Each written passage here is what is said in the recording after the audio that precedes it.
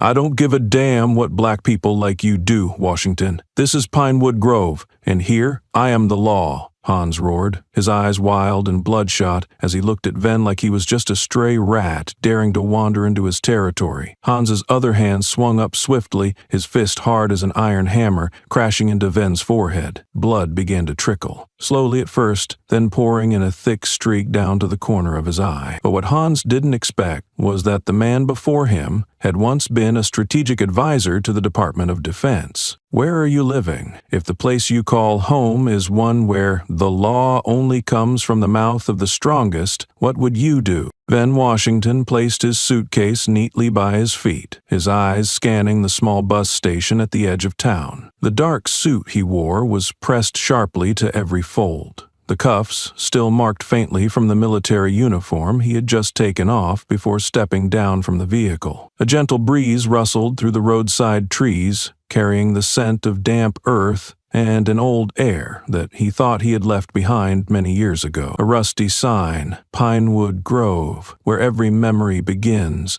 hung wavering on the station's awning, swaying gently with the passage of time. No one recognized the middle-aged man who once commanded thousands of soldiers at forward bases in Afghanistan. No one knew he had sat in the Pentagon's conference room, presenting strategic plans to counter cross-border threats, and received a medal personally from the Secretary of Defense last autumn. That moment remained etched in his memory like a brief, straightforward film. No extravagance, just a firm handshake, appropriate praise, and the steady applause of uniformed personnel below the auditorium. Yet now, he had returned not for honor, but for one person alone, his mother. The old station, the red dirt road leading to the residential area, and the unfamiliar looks he received when entering the first convenience store all felt like a discordant tune. The shop was closing early. The elderly owner kept her distance, glancing at him when he asked to buy a bottle of water and some cold medicine. "We don't accept cash after 9, she said, even though the clock behind her showed only 8. Ven did not argue.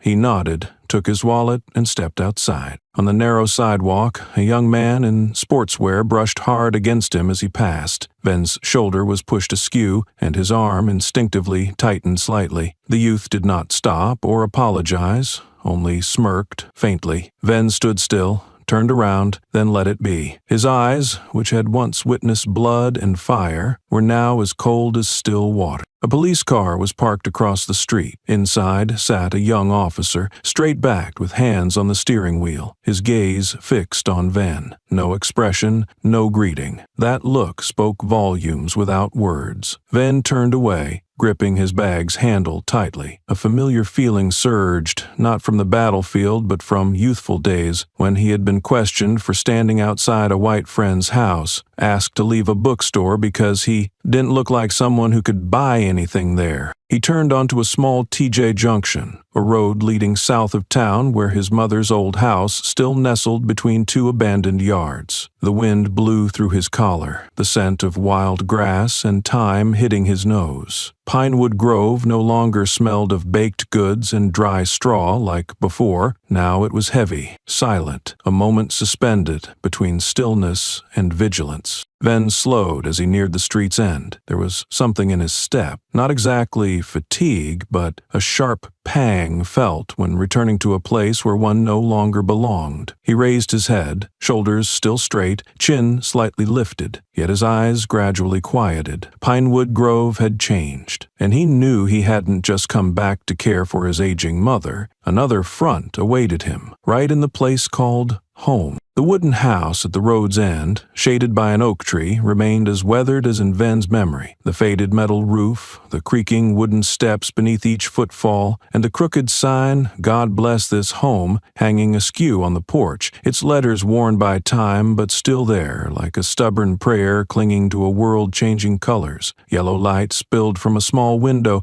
making the house appear as a fragile beacon amid the gloomy town. Mrs. Lucille sat in an old rocking chair, hands clasped on her lap. When the door opened, her eyes brightened. She looked thinner than the last time Ven had seen her, her face deeply lined with time's folds, but her smile remained whole. Ven bent down to embrace his mother. She squeezed his hand gently, her breath short but her gaze proud. "My son has returned," she whispered. Ven answered with a small smile. Neither needed many words. The 15 years of absence filled that moment. Dinner was simple, cornbread and bean soup. Under warm yellow light, Ven spoke about his days working in Washington, while Mrs. Lucille nodded occasionally, interjecting a few questions before quietly observing her son. As the meal neared its end, she half-joked, half-stated, "They don't see you as a hero here anymore, Ven." Ven took a sip of water, setting the glass down slowly. "I didn't come back to be called that." She smiled faintly, eyes scanning the kitchen window. "People only see skin color now. Kids here get pushed down on the sidewalks, then asked for papers. Passing the center wearing a hoodie means being watched. The kids have to go everywhere in pairs these days. Alone means trouble." Ven fell silent. From where he sat, he could clearly see the street through the kitchen glass. A group of police officers was searching an old car. There was no accident, no collision. A young black man stood with his hands on his head, eyes lowered to the ground. The scene reminded Ven of civil control tactical training long ago, only here there was no reason, no explanation, just silence and control. The grocery store at the street's start, where he once bought his first peppermint candy, had now been replaced by a brightly lit convenience store with LED lights. Mr. Lewis, with his gentle smile, was gone, replaced by anti-theft warnings plastered thick across the glass. Cameras were mounted in all four corners, casting a chilling atmosphere inside and out. The town kept its old name, but its soul had vanished long ago. After dinner,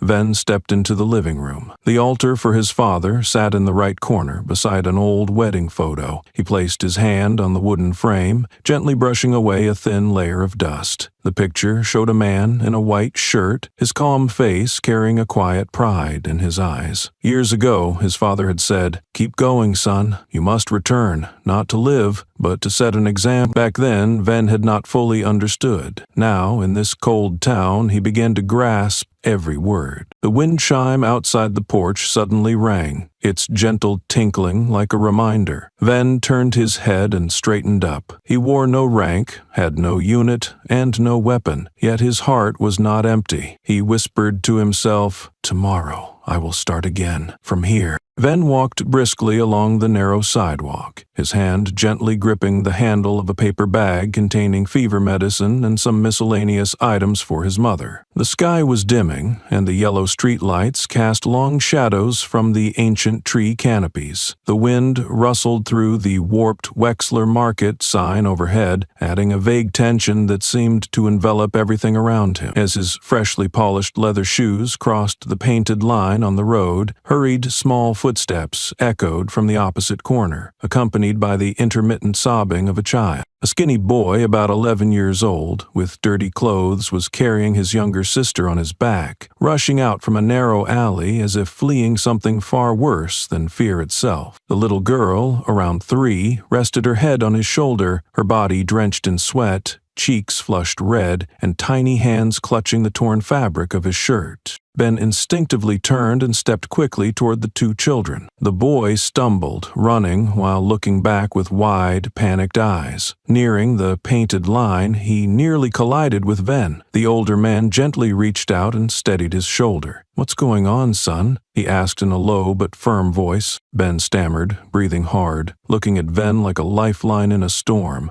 I went into the store to use the bathroom. They yelled, called the police. I was just carrying my sister. She's got a fever." Then bent down carefully, taking the little girl from Ben's arms. Her cheeks were burning hot, and her breathing was quick. He pressed the back of his hand lightly against her forehead, his eyes darkening. The girl murmured a few sounds before falling asleep on his shoulder like a wilted leaf. Behind them, a siren blared, shattering the remaining quiet of the street. The red flashing lights from a patrol car swept across Ven's back, shining directly on the road markings where he stood. The vehicle screeched to a halt just at the curb, its tires leaving a long, burnt mark on the asphalt. The atmosphere seemed to hold its breath. Ben turned around, cradling the girl in his arms, still holding his hand protectively in front of Ben. Through the windshield, he saw the police officer inside, a cold, hard stare, clenched jaw, hands gripping the steering wheel tightly. It was a familiar look. No introduction needed, no words necessary. A gaze he had seen many times on battlefields, suspicion turned into raw authority, ready to fire if anyone moved out of line. He took a deep breath,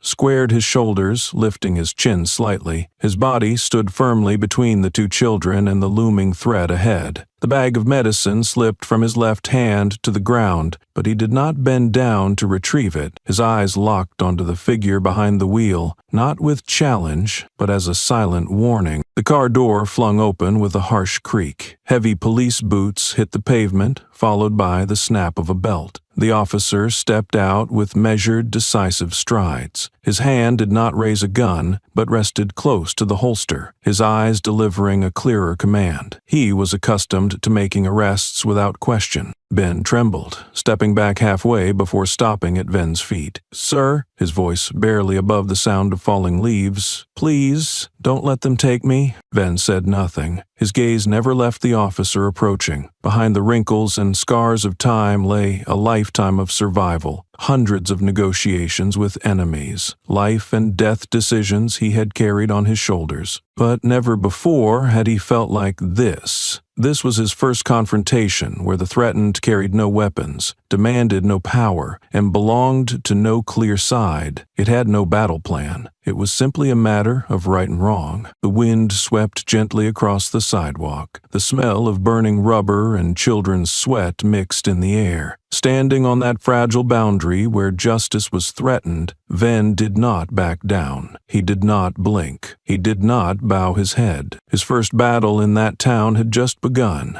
No gunfire, no flags. Only a man standing against the wind, caught between flashing red lights, and whispered pleas behind him. Officer Hans stepped down from the driver's seat, his heel striking the pavement with a sharp sound amid the taut silence. He was tall, pale-skinned, broad-shouldered like a boxer, his right hand resting on his holster in a threatening habit. His eyes scanned Ven quickly before settling on Ben, the boy trembling in fear, clutching his still unconscious sister. "That boy fled the scene," Hans said, each word clipped as if reading from an indictment. "We were called due to suspicious behavior." Ben kept his tone calm, his eyes never leaving the officer's movements. "Suspicious behavior? What exactly?" he asked, expression unchanged. Hans did not answer. He pressed the shoulder radio button, sending a signal for backup. A distorted voice crackled from the speaker, briefly stating their location and priority code. Then he strode forward, as if everything had been predetermined.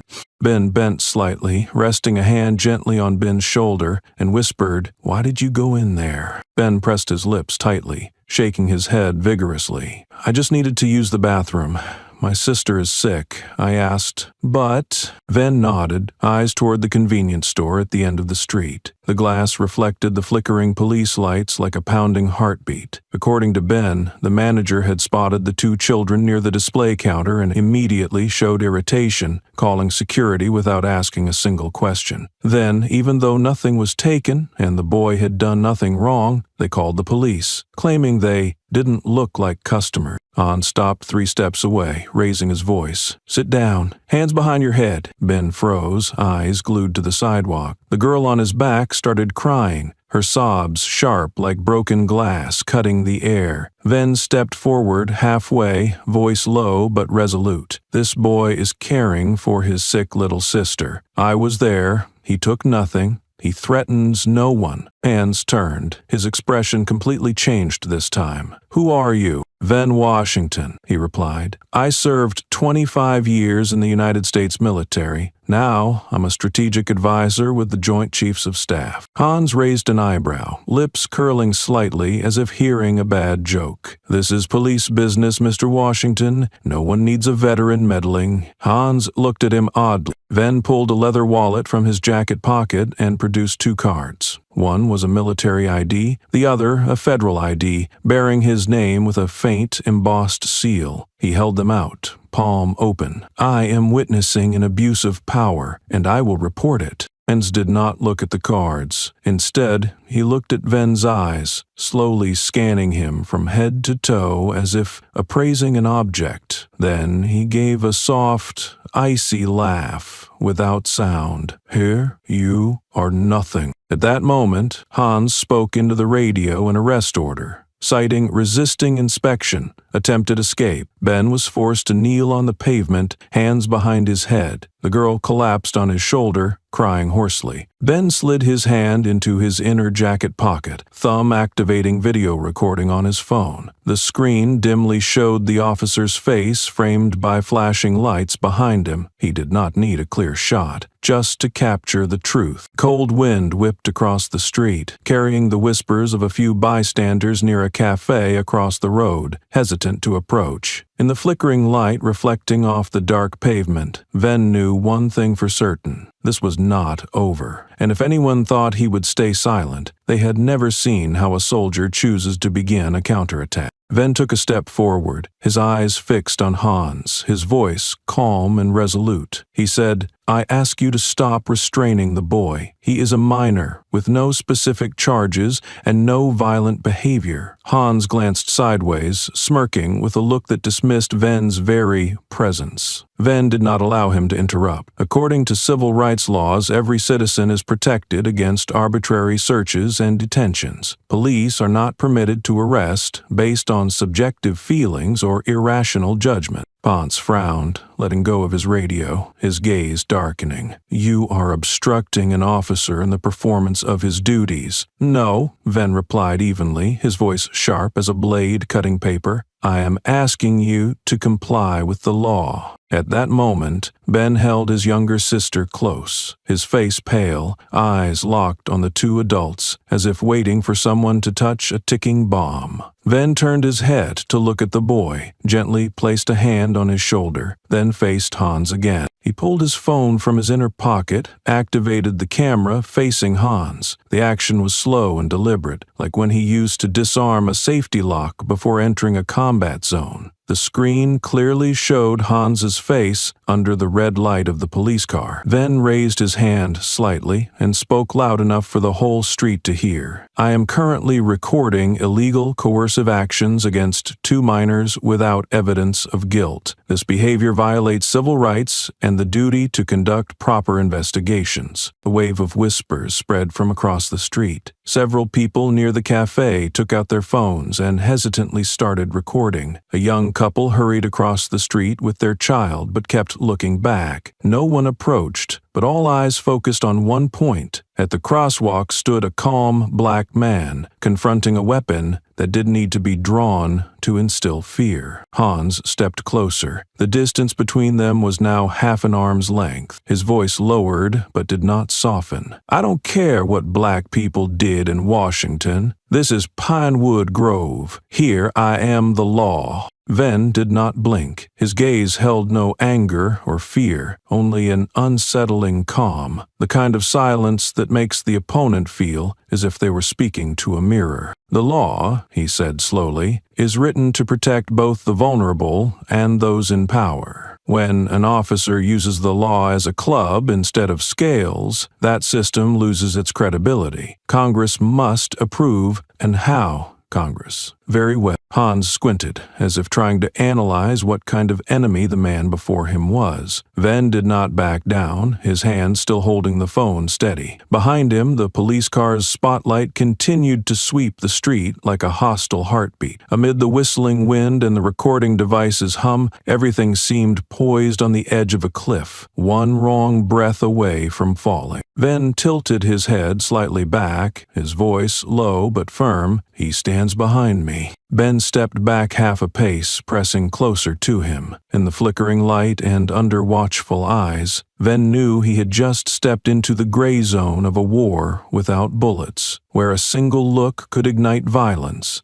and silence could mark the start of a battle fiercer than any front line he had ever faced. Hans advanced without signal or reason. His hand snatched the phone from Ven with a rough precision that seemed rehearsed. The device fell to the pavement, smashing against the concrete curb with a sharp crack like breaking bones. The crowd watching held their breath, eyes wide, the atmosphere thickening as the sound shattered the silence. Ven instinctively turned his head, eyes tracking the shards falling near the gutter. Before he could react, Hans shoved him hard. Ven's body slammed into a lamppost behind, the collision echoing in the empty space. Hans's other hand rose quickly like a trained counterattack. His fist, hard as an iron hammer, struck Ven's forehead just above the left eyebrow. The blow jerked his head sideways, the pole trembled, and his whole body staggered like a soldier hit on the front line. Blood began to seep slowly, then poured rapidly, streaking down to the corner of his eye. Ven did not fall nor raise his hand to his head. He stood there, body slightly leaning, one foot sliding half a step, but his gaze never left the man who struck him. Hans looked at him as if waiting for a reaction, wanting to see anger or a scream. But there was no yell, no retaliatory blow, only a silence so cold it chilled the bones. A scream came from behind. Ben shouted loudly, pulling his sister back, his small body trembling as he shielded the bleeding man. The girl cried hysterically, tears and sobs cutting through the air like knives. Some bystanders near the shop steps stepped back. The man in the white suit had just been beaten in the street, and no one dared approach. Hans bent close to Ven, hissing through clenched teeth words he held until the end. "Don't think your medals and skin color make you better than me." He straightened, adjusted his police badge, flicked his hand over Ven's shoulder as if dusting off invisible dirt, then turned and walked back toward the patrol car. His gait was calm,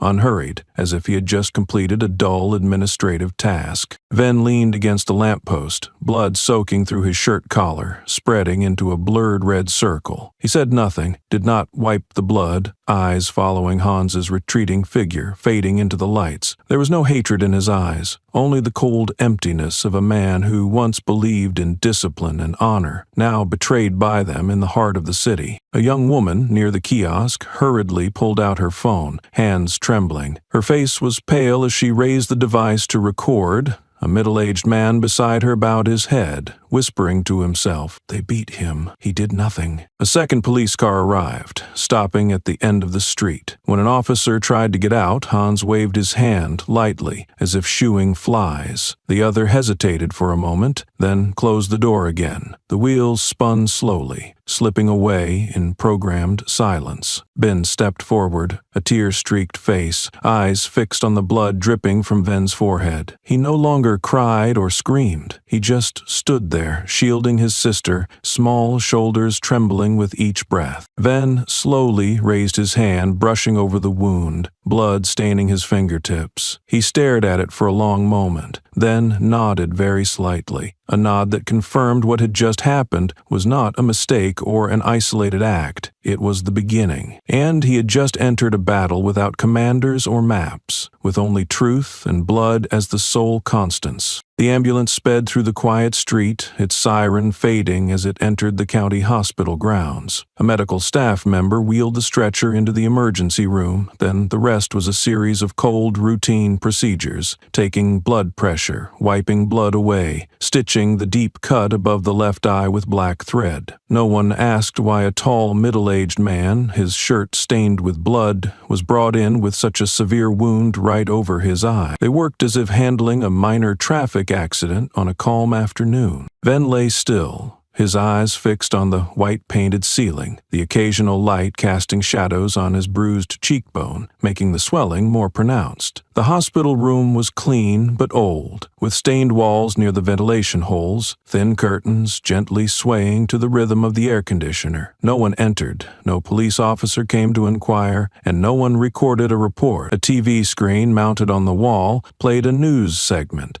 minor scuffle between police and citizen. Police reportedly controlled the situation. A young doctor returned to the bedside, holding a clipboard, and asked in a polite tone, "Do you want to file a complaint or request an investigation?" Venn looked at him for a few seconds, then shook his head. His gaze drifted toward the window, where golden light filtered through the moving branches. Inside him, silence was no longer a surprise, but a test. The answer was not in this room, but outside, where everyone was choosing which side to stand on between truth and falsehood. Ben sat in the hallway, his legs dangling, feet barely touching the plastic chair. He held his younger sister tightly, his forehead resting against hers. She was still feverish, not fully conscious. Since arriving at the hospital, he had not left her side. Some nurses glanced at him passing by. One asked, "Where are the family?" He quietly replied, "My mother is coming." When their young mother hurried over, her clothes disheveled, eyes red from sleeplessness, she embraced the two children tightly and looked toward Venn,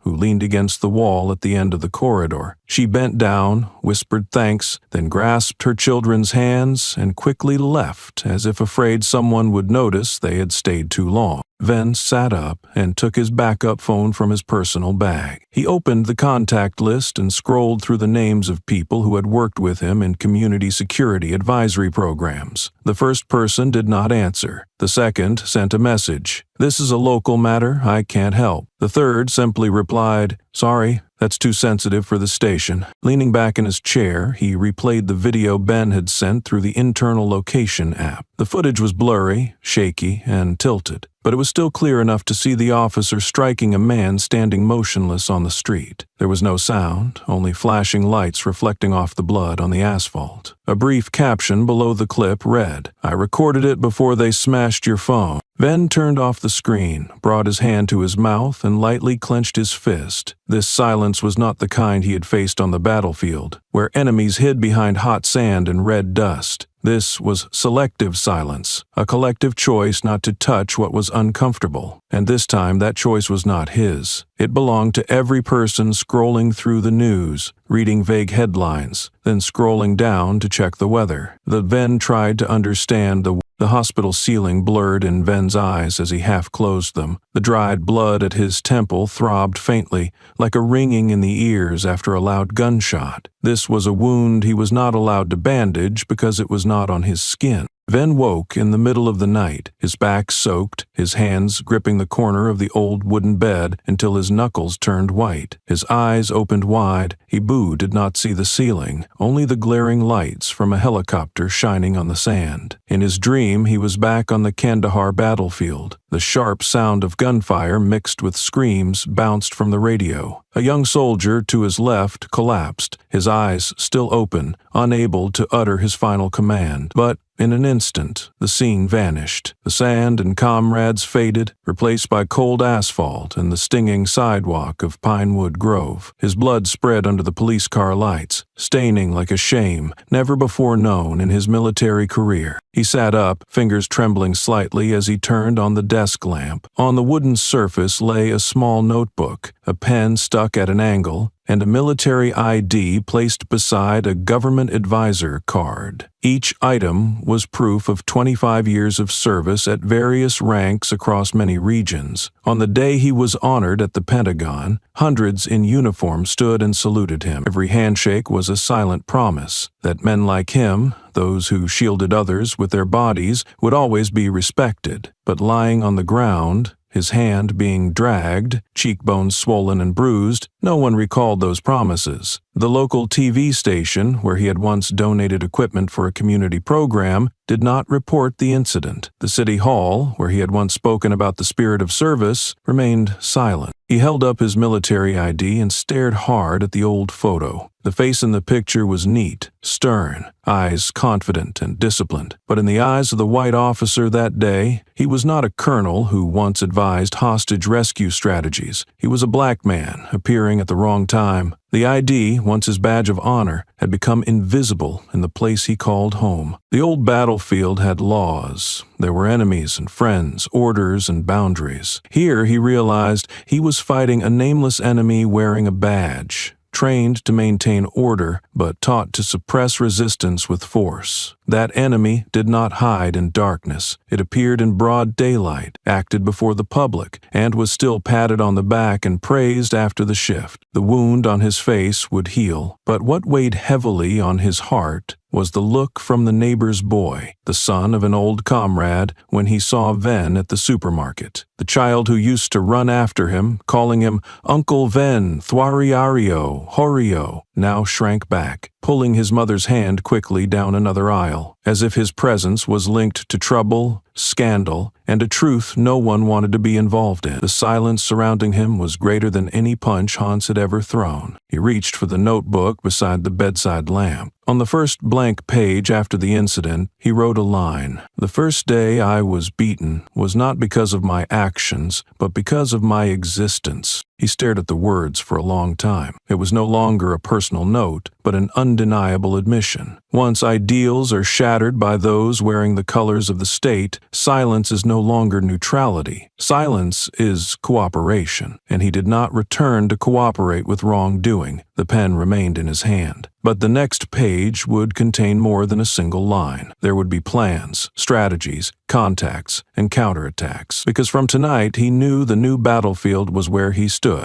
The afternoon stretched through the foggy glass window of the county hospital, the pale golden sunlight sweeping across the worn tiled floor. Ven sat quietly on the chair beside the bed, his head wrapped in white bandages, eyes lost in silence between two deep breaths. The sound of heels clicked lightly but firmly. A woman appeared at the door, holding a thin document bag, a worn leather-covered old recorder hanging from her shoulder. She wore no suit, carried no press badge. Ven looked up, his eyes slightly narrowed. He had never met her before, yet the way she looked at him felt strangely familiar. "My name is Maya," she said, pulling up a chair and sitting opposite him. "And I'm not here out of curiosity." Her voice was calm and steady, without a single question. She placed the bag down and pulled out some recycled paper files, a few faded screenshots, and scanned copies of traffic stop reports showing signs of tampering. Then glanced briefly, flipping a page. The victims' names were all familiar: young people, people of color, stopped without cause in the town.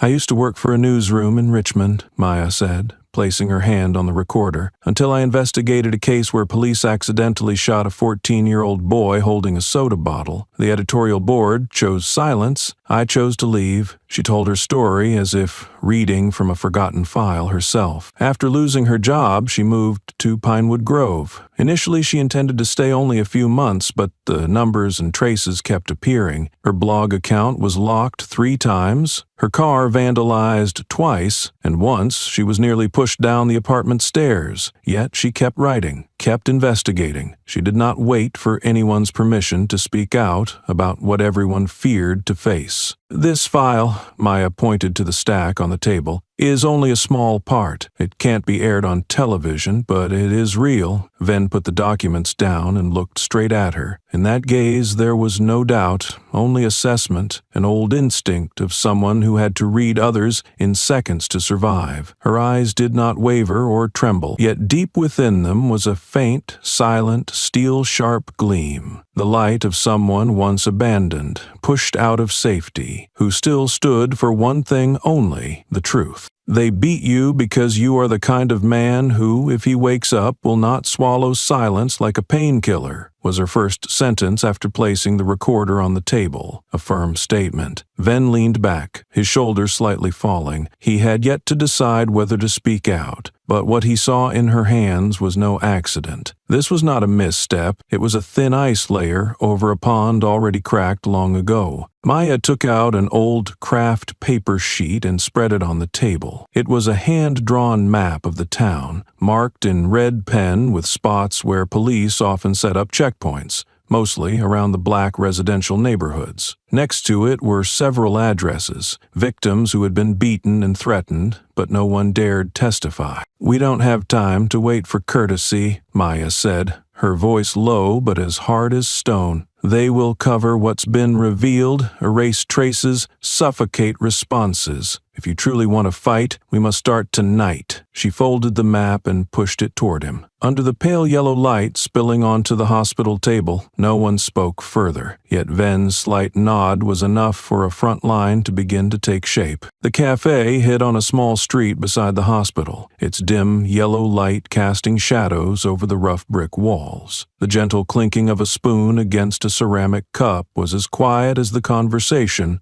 unfolding in the deepest corner. Vin sat back, his eyes gazing through the misted glass. Across the street, a gas station stood dark, its sign flickering faintly. Maya opened her laptop, turning the screen toward him, displaying blurred but clear enough images. Houses around the black neighborhoods were all marked, purchased under a subsidiary company's name of a large real estate corporation based in the neighboring state. "This is how they do it," Maya said, pointing to the map on the table, red dots surrounding like drops of blood. "Buy cheap pressure evictions with the police, then convert into clean commercial projects. Law here is just a shadow of money." Ven quietly flipped through the documents, each page filled with distorted notes, photos of houses damaged under system checks, hastily signed administrative summons without clear response deadlines. Amid those dry lines were traces of a town being stripped layer by layer, community roots torn out. Maya pulled out a thin envelope from her bag. Inside was a photo of a man around 50, his gaze firm, chin square, dressed in uniform. "He served alongside you at Fort Hood, moved back to Pinewood Grove to live with his family, opened a bike shop. 3 months ago, he was beaten and suffered broken ribs for intervening in a wrongful arrest. His case file disappeared from the system 3 days later." Ven stared long at the photo. His hand rested on it, fingers trembling slightly. War had never made him falter, but seeing a comrade beaten down in his own neighborhood drained the faith he had guarded his whole life. "I know you want to keep silent," Maya said softly, her voice sharp like a blade cutting through the outer layer of restraint. "But silence protects no one. It only prolongs fear." He did not answer immediately. Outside the window, darkness had fallen. The breeze gently shook the gray curtains. Ven took a deep breath, sat upright, and looked at Maya.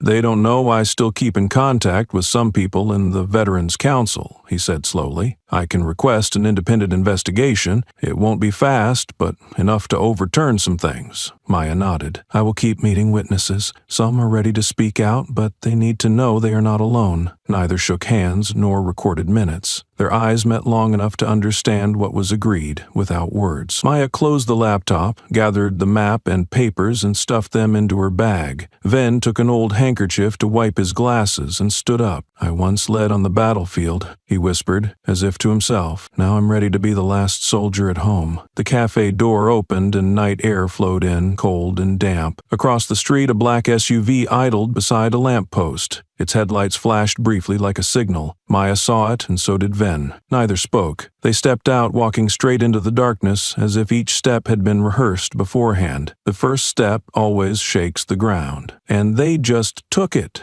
Derek sat quietly in the car as his shift ended, the streetlights casting faint patterns through the dusty windshield, drawing invisible lines between him and the rest of the world. Beside him lay a badge, worn thin at the edges, a trace of the years when he once believed that maintaining order was his life's purpose. He had joined the force when he was young, carrying with him the image of his father, a model police officer, strict, firm, and always repeating, "The law is meant to protect those who obey." Derek had thought that was true, but reality was far from the stories his father told. From the very first weeks at Pinewood Grove, he began to witness the gap between theory and practice. The case where Ben was chased like a criminal simply because of a mistaken call from a store manager left him unsettled. Yet he remained on the sidelines. Everything changed when he saw Hans assault a black man in the street, later learning the man was Ven Washington. It wasn't the blow itself that shook him, but how everyone else looked away, and the next day still smiled and chatted in the meeting room as if nothing had happened. From that day,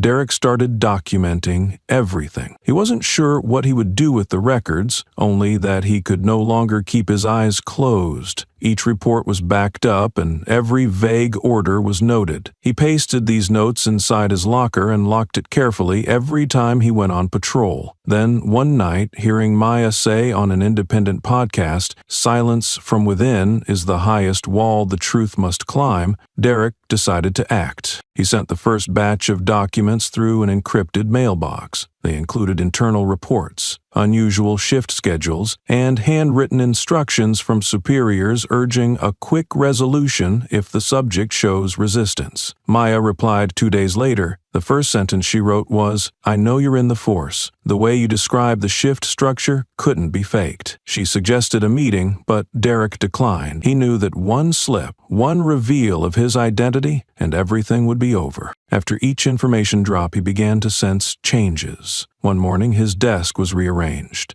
Items out of place, though he clearly remembered where they had been. His shift schedule was repeatedly changed at the last minute without explanation. His phone emitted strange clicks when he called out. His police instincts told him someone was watching, but the strangest feeling wasn't there. Longer than usual stares, silence when he entered the break room, offhand remarks like, "The snitch is always the calmest one." Once, an old patrol colleague whispered close to his ear, "Don't get involved in things that aren't yours." That wasn't a threat, but a plea, a warning. At home, Derek was hardly himself anymore. He avoided gatherings and cut off old colleagues. His partner began asking more questions, but he just smiled it off, blaming work pressure. The more he hid, the more he felt choked from inside. Though no one accused him outright, it felt as if the whole unit knew he was walking a line, just waiting for the wind to blow him off balance. Eventually, during a special internal meeting, the commander announced signs of sensitive document leaks. His voice wasn't loud, but each word rang like a gunshot. The room fell silent. A minute stretched endlessly before he added, "We will find whoever is responsible, and when we do, there will be no negotiation." Derek sat still, hands clenched under the table, knuckles white. His eyes met no one, but inside he knew well the line he stood on was about to collapse. Beyond it lay only one way, a choice. The streets were still wet from last night's rain. Dawn had yet to fully break, but police lights already flashed in the intersection. Derek stood at the curb,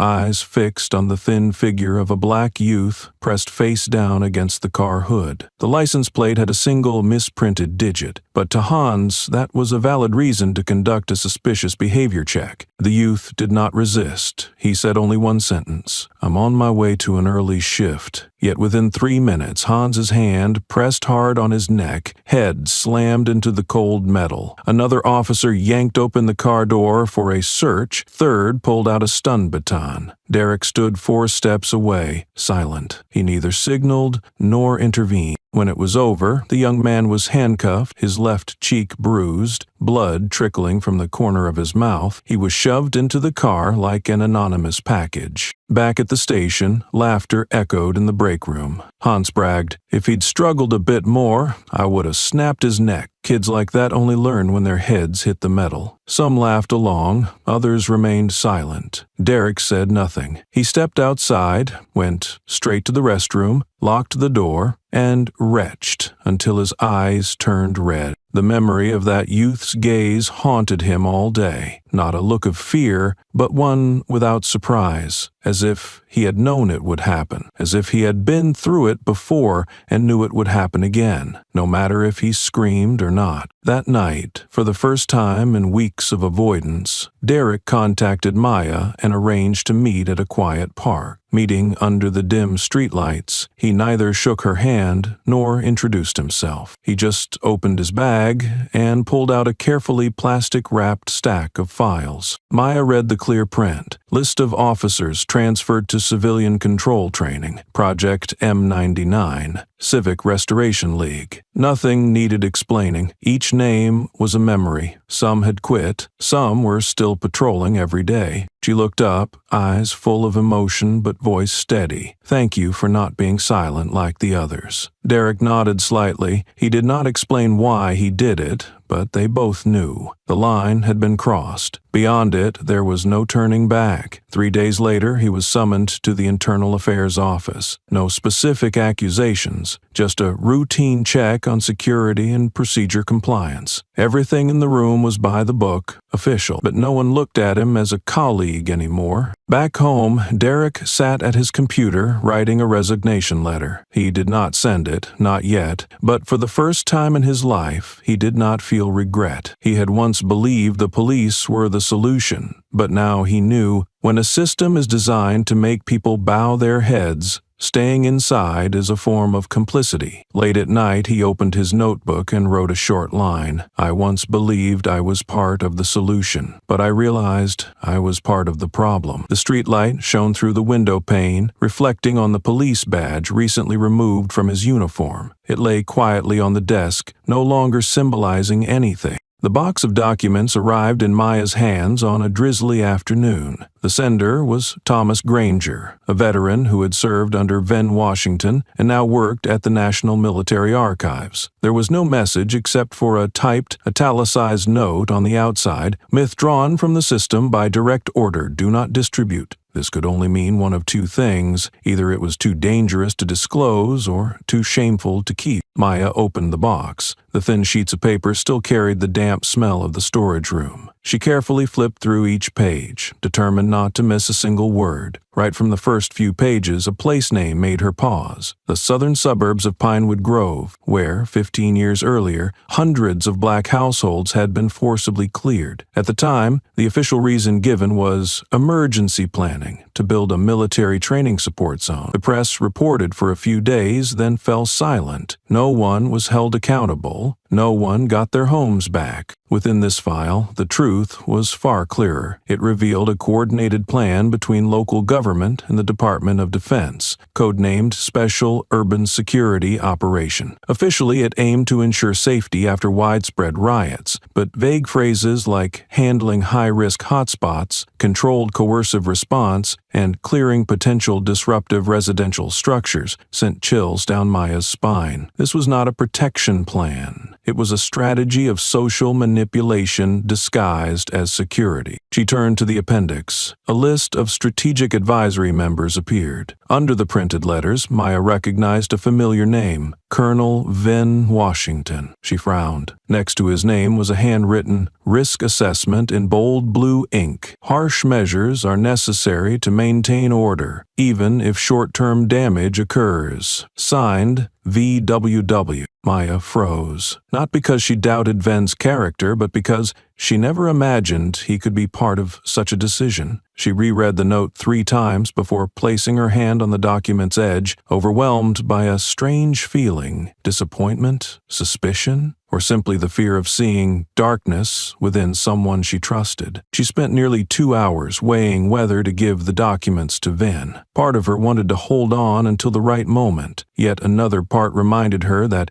silence was complicity. If they were fighting to expose the system, they could not afford to do what that system once did, hide the truth. When Venn took the file, he asked no questions and showed no surprise. He only nodded when Maya said, "I think you need to know this." He sat down, opened the file, his hand trembling slightly at the paper's edge. Minutes passed in silence. Venn's face changed little, but as he turned the pages, his gaze grew heavier. Upon reaching the last page, where his own handwritten comment from years ago lay, his hand stopped, holding still for a long moment. "I once believed in its necessity," he whispered, not looking at Maya. His voice neither defended nor expressed regret. It was a bare, unadorned admission. In the small room, only the sound of rain falling outside and a silence heavy as stone remained.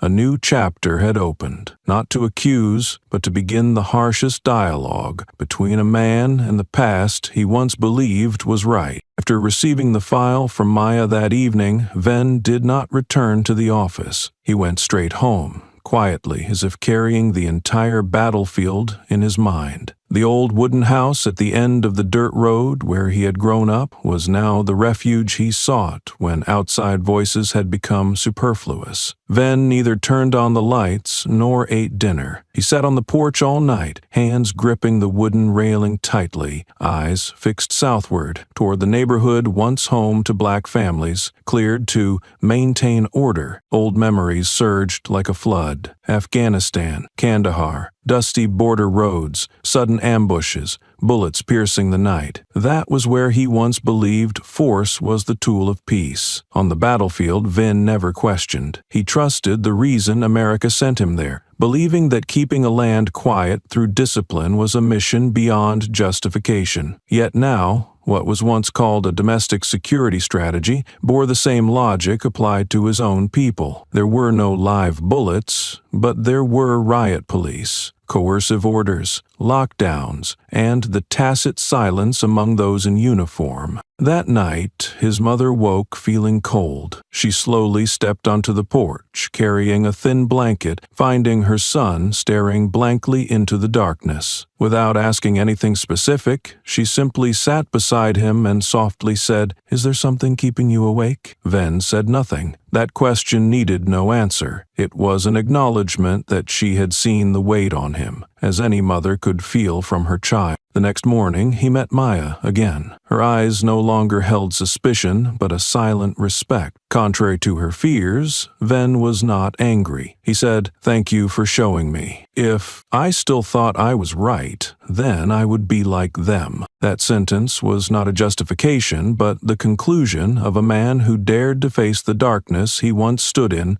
without turning away. That afternoon, Ven took a pen and wrote a letter. The recipient was Charles Dempsey, a name appearing in a small appendix noted as the person who obstructed the relocation order. He was unsure if Charles was still alive or even if the letter would reach him. Yet he wrote a simple apology without promises or retractions, just words from someone who once contributed to the tragedy. After finishing, he folded the letter and returned to his desk. Next to the rank insignia he had removed on a heavy night, he placed the stack of old files, two opposing symbols, one of the glory he was once honored for, the other proof of the blindness he had helped build. The afternoon breeze blew through the window, flipping the first page signed by him 15 years ago. Ven stared at it, then quietly whispered, to no one in particular, "Silence, when one has the power to choose, is also a form of complicity." For the first time, he did not turn away when saying that, and for the first time he felt he was standing on the right side. No longer a commander, no longer a symbol, just a man learning to take responsibility. The article appeared on Monday morning. The large headline on the front page of the Pinewood Daily Chronicle seemed to choke the entire town. "Former military man incites police at civilian checkpoint." Just below was a video lasting less than 30 seconds, cut from multiple angles with blurry quality and compressed audio. In the clip, Ven approaches the officer holding Ben, his face tense, hand raised as if signaling there was no footage of Hans pushing Ben or assaulting Ven afterward. The article offered no clear conclusion but was filled with insinuations. The reporter emphasized, although a figure with past contributions, Mr. Washington seemed to have lost emotional control, accompanied by commentary from a former police officer. It is dangerous when those trained for combat get involved in civilian situations without restraint. The media did not merely report, they constructed a narrative. Local radio stations invited community ethics experts to analyze and collectively pushed the argument that Ven was exploiting his military image to manipulate public opinion, suggesting this could be an attempt to destabilize the community following the police budget reform. Every word and analysis avoided mentioning Hans's violent actions.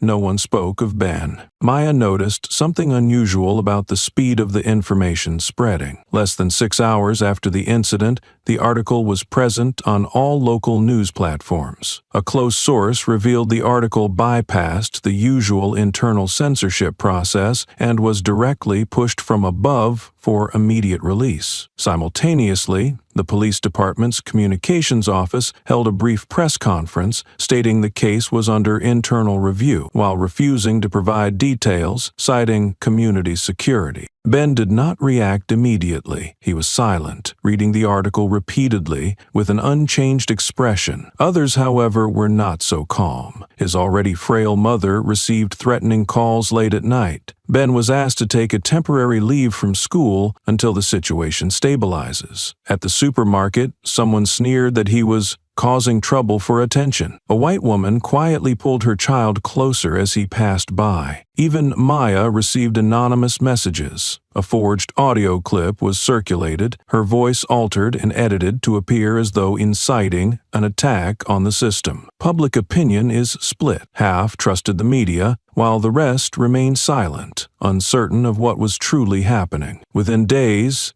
they not only lost control of the story, but they were pushed into suspicion. That evening, Maya sat opposite Van in the living room, the yellow light softly illuminating the stained wall. She spoke firmly. "If we let them build your image first, all our efforts will start at a deficit." Van looked out the window. The streetlight reflected coldly in his glasses. He said slowly, "Then it's time to take back the story." Comments began to spread like wildfire. On X, Threads, Facebook, and community forums, hashtags bearing Ven's name appeared repeatedly with two opposing tones. Half the users mocked the incident, ridiculing him as a delusional old man, a veteran living in a fantasy of power, or worse, a troublemaker disguised in an old uniform. A reaction video from a popular streamer mocked Ven Washington, military general scared of a license plate check. Thousands liked and responded gleefully in the comments. On the other side, the other half of social media voices were angry. They not only rejected mainstream media, but also offered image analyses, frame-by-frame comparisons to prove video manipulation. "Where is the push?" a user commented, pointing to a blank frame in the official report. A group of media students created a blog to compile all video versions, comparing every detail. Amid the anger, one question echoed through every debate. If the system were fair, why would they need to edit the clip? Maya remained silent. In the dark of this public attack, she spent 2 days tracing the source of the images. An anonymous encrypted message led her to a phone-recorded clip, raw, shaky, but complete. From a hidden corner across the street, the video showed Ben being pulled out of a store, thrown onto the curb, and Ven rushing over, raising his hand to stop it. Then came a violent strike from Hans, blood splattering on the pavement, bystanders shouting, all with sound. Maya merged this clip with footage from the store's security camera. The original audio had been erased. She processed each frame, adjusted brightness and volume, and reconstructed a seamless version. No cuts, no commentary, just images and the sound of truth. She did not send it to television stations. Instead, she uploaded it to an international platform specializing in human rights and decentralized data. The title read, "Unedited Version." The description, "When the storyteller is silenced, let the camera speak." The video went viral. Within half a day, it appeared on the home pages of organizations like Truthwatch and The Global Lens. An independent journalist reshared it with the caption, "When justice is censored, silence becomes a crime." On social media, the hashtag #UncutVenVideo appeared everywhere, from university lectures to student posters posted outside police headquarters. However, the reaction was not purely supportive. Conservative channels pushed back. A state legislator called for careful verification of the tape's authenticity and questioned the possibility of AI technology being used to fake it. Extremist accounts circulated images of Maya's face photoshopped onto sensitive scenes, accusing her of being a disguised foreign agent. Yet the media storm had already spun beyond their control. That evening, Ven sat in the living room with his laptop on the table, playing the original video. He looked at the frame where he lay face down on the pavement, blood soaking through his sleeve, not resisting, no defense. The screen's light reflected on his face, silent but steady. Maya sat opposite, saying nothing. He nodded slowly. "They can distort the sound, but they cannot distort what the eyes have witnessed." He looked at the camera Maya had prepared. For the first time, Van agreed to speak out, not for fame, but for those who never had the chance.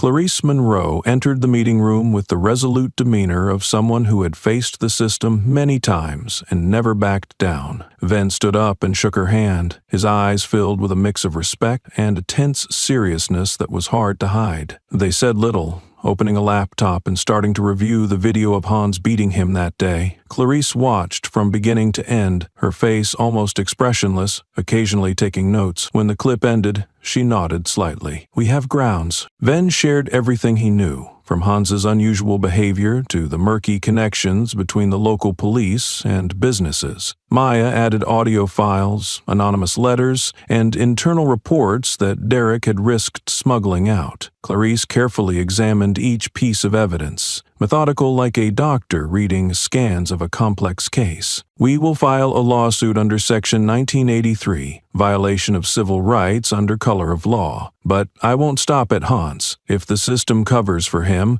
we will bring the entire town council and the State Department of Justice into this." Clarice spoke decisively, her eyes leaving no room for half measures. Preparing the case was a race against risk. Clarice demanded that all documents be encrypted and backed up on 3 different platforms. Derek helped verify the recording timestamps. Maya tracked down additional witnesses at the scene, including a supermarket employee who had quietly recorded with a phone. They all understood the longer they waited, the easier it was to be ambushed. 3 days later, Clarice officially filed the case with the federal court. The dossier was thick, signed by the victim, the legal representatives, and 3 key witnesses. The lawsuit could trigger a federal investigation, something Clarice believed was the only way to expose the whole system. The news had not leaked outside, but the Pinewood Grove internal circles were shaken. The town prosecutor's office pushed back in an internal memo, calling this a politicization of law enforcement, while summoning their legal team to prepare a response. Clarice warned Venn, "Once this filing gets out, they will play dirty, from the media to your personal safety.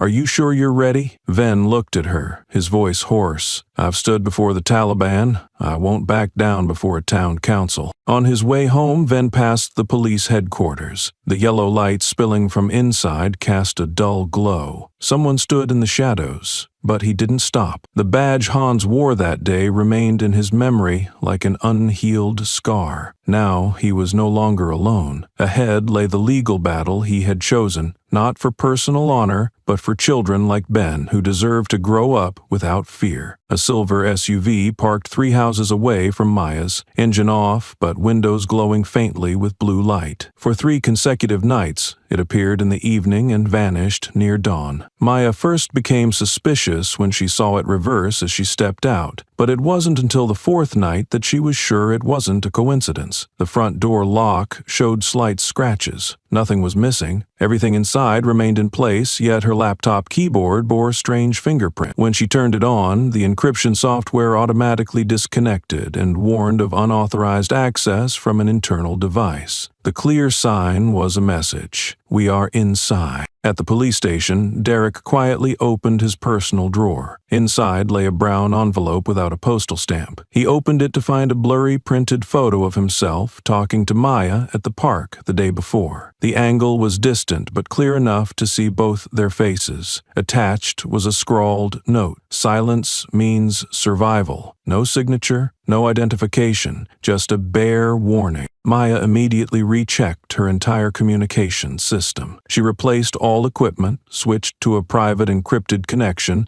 and moved temporarily to a friend's house inside a gated community. She also notified Clarice, requesting to suspend all unknown calls. Derek stayed quieter. He told no one in his family but carefully backed up all investigation data, sending it to an encrypted storage address in another state. It was the first time he sent anything out without reporting to superiors. Ben arrived at Clarice's office late afternoon to find the main door ajar. There was no obvious sign of forced entry, but inside 3 hard drives lay scattered on the desk, their casings pried open. Clarice stood calmly in the corner, unusually composed, saying, "I guess today they wanted to see what we're hiding." Fortunately, she had sent copies of the main files to a security partner 2 days earlier. From that moment on, Clarice decided not to use a fixed office anymore. All meetings were moved to cafes, libraries, or parks, places crowded and under city surveillance cameras. With training home, Venn ran his fingers along the letters of the nameplate at his door before removing it. The feeling of being watched was no longer just a hunch. Every move seemed to be in the sight of a system that knew exactly how to dismantle from within. No one could be sure which cameras were intact, who was still trustworthy. This fight had gone beyond him personally. It was a clash between those who believed in civic responsibility and a network playing by its own rules. As night fell, Maya received a strange message from an unknown number not saved in her contacts. The content was brief. "Don't think justice is when you survive. Justice is when we stay silent but still win." She stared at the screen, then powered off the phone, removed the battery and put it away in a drawer. Looking in the mirror, she clearly saw how exhausted she was. But what made her sigh was not fear. It was the stark realization that if hesitation persisted, someone would be silent. And next time, it might no longer be a warning. Under the early morning light, Pinewood Grove was no longer as peaceful as usual. People were gathering along the roads leading to the police headquarters. At first, there were a few elderly individuals, then small groups from the southern neighborhoods arrived, carrying banners, images of Ben holding his little sister, and clips taken from dash cameras. Familiar faces, neighbors, Venn's former colleagues, acquaintances from the church, gradually lined the sidewalks. Among the crowd were teachers, veterans, and university students from the neighboring town. A handheld loudspeaker sounded, not to incite rebellion but to remind everyone to remain calm. Tasha Monroe, a white high school teacher, stepped onto the old tiled steps in front of the town hall. Her voice was not loud, but every word was clear. "We teach students right from wrong. Today, it is we who must be that lesson." Applause echoed,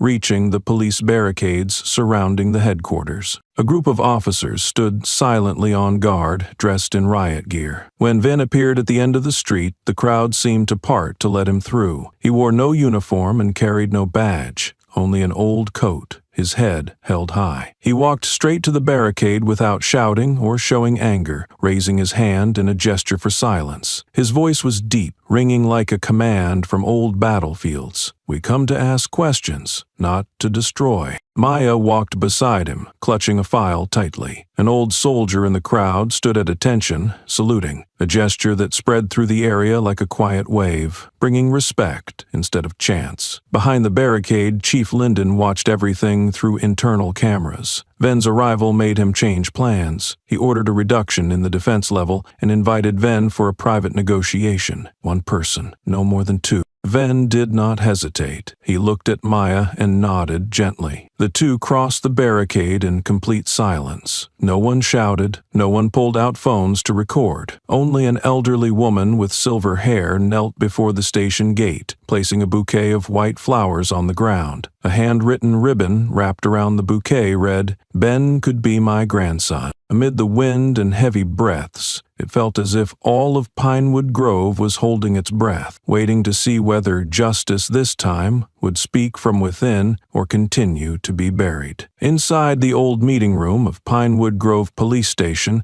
the pale yellow light could not conceal the suffocating tension. Chief Grover sat opposite Venn, once a military advisor, now a symbol of resistance. Grover entered with two deputies, his face trying to stay calm, but his hands slightly trembling as he held a glass of water. Venn spoke in an even, polite tone. He reiterated the reason for his presence, not to provoke, but to seek answers. Yet every question he posed was a cut into Grover's silent facade. Why were the reports about Hans never dealt with? Why were community complaints ignored? And why had unlawful arrests increased during the same period that Hans received promotions? Grover responded slowly. We follow procedures. Every complaint must go through 3 stages of internal investigation. Ven neither shrugged nor raised his eyebrows. He quietly played an audio recording Maya had prepared. Hans's voice, accompanied by an anonymous superior's reminder. Someone who bluntly said, "There is protection from above. Just be tough." Grover fell silent for a few seconds. He set down his glass, glanced furtively at his deputies, then replied, "I am not aware of all the details.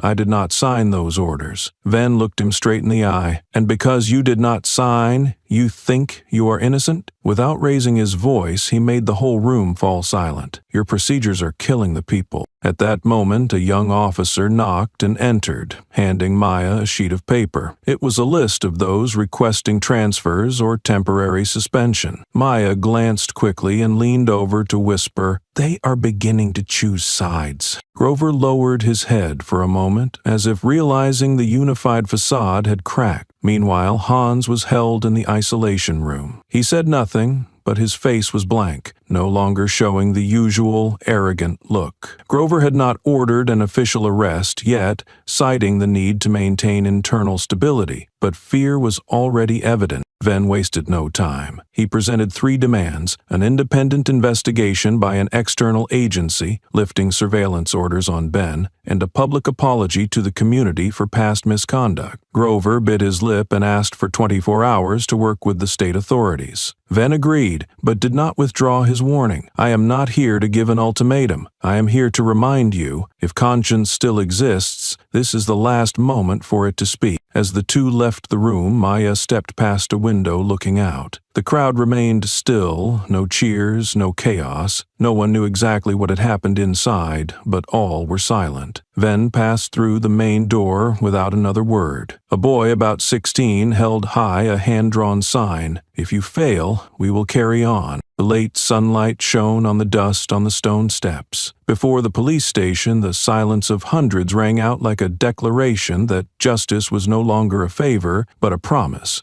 a vow to uphold at all costs. Van Washington placed his suitcase neatly by his feet, his eyes scanning the small bus station at the edge of town. The dark suit he wore was pressed sharply to every fold. The cuffs still marked faintly from the military uniform he had just taken off before stepping down from the vehicle. A gentle breeze rustled through the roadside trees, carrying the scent of damp earth and an old air that he thought he had left behind many years ago. A rusty sign, "Pinewood Grove, where every memory begins," hung wavering on the station's awning, swaying gently with the passage of time. No one recognized the middle-aged man who once commanded thousands of soldiers at forward bases in Afghanistan. No one knew he had sat in the Pentagon's conference room, presenting strategic plans to counter cross-border threats, and received a medal personally from the Secretary of Defense last autumn. That moment remained etched in his memory like a brief, straightforward film. No extravagance, just a firm handshake, appropriate praise, and the steady applause of uniformed personnel below the auditorium. Yet now, he'd returned not for honor but for one person alone, his mother. The old station, the red dirt road leading to the residential area, and the unfamiliar looks he received when entering the first convenience store all felt like a discordant tune. The shop was closing early. The elderly owner kept her distance, glancing at him when he asked to buy a bottle of water and some cold medicine. "We don't accept cash after 9,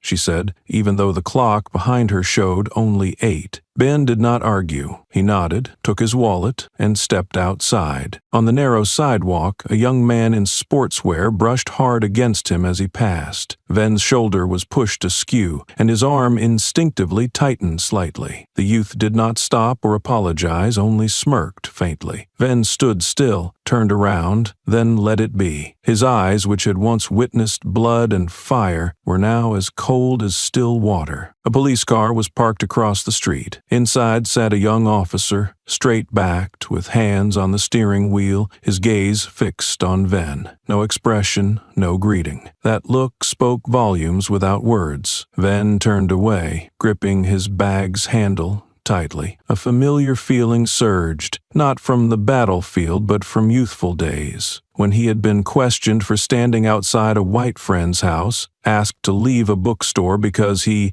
didn't look like someone who could buy anything there. He turned onto a small T-junction, a road leading south of town where his mother's old house still nestled between two abandoned yards. The wind blew through his collar, the scent of wild grass and thyme hitting his nose. Pinewood Grove no longer smelled of baked goods and dry straw like before. Now it was heavy, silent, a moment suspended between stillness and vigilance. Ven slowed as he neared the street's end. There was something in his step, not exactly fatigue, but a sharp pang felt when returning to a place where one no longer belonged. He raised his head, shoulders still straight, chin slightly lifted, yet his eyes gradually quieted. Pinewood Grove had changed, and he knew he hadn't just come back to care for his aging mother. Another front awaited him, right in the place called home. The wooden house at the road's end, shaded by an oak tree, remained as weathered as in Ven's memory. The faded metal roof, the creaking wooden steps beneath each footfall, and the crooked sign, "God bless this home," hanging askew on the porch. Its letters worn by time, but still there, like a stubborn prayer clinging to a world-changing colors. Yellow light spilled from a small window, making the house appear as a fragile beacon amid the gloomy town.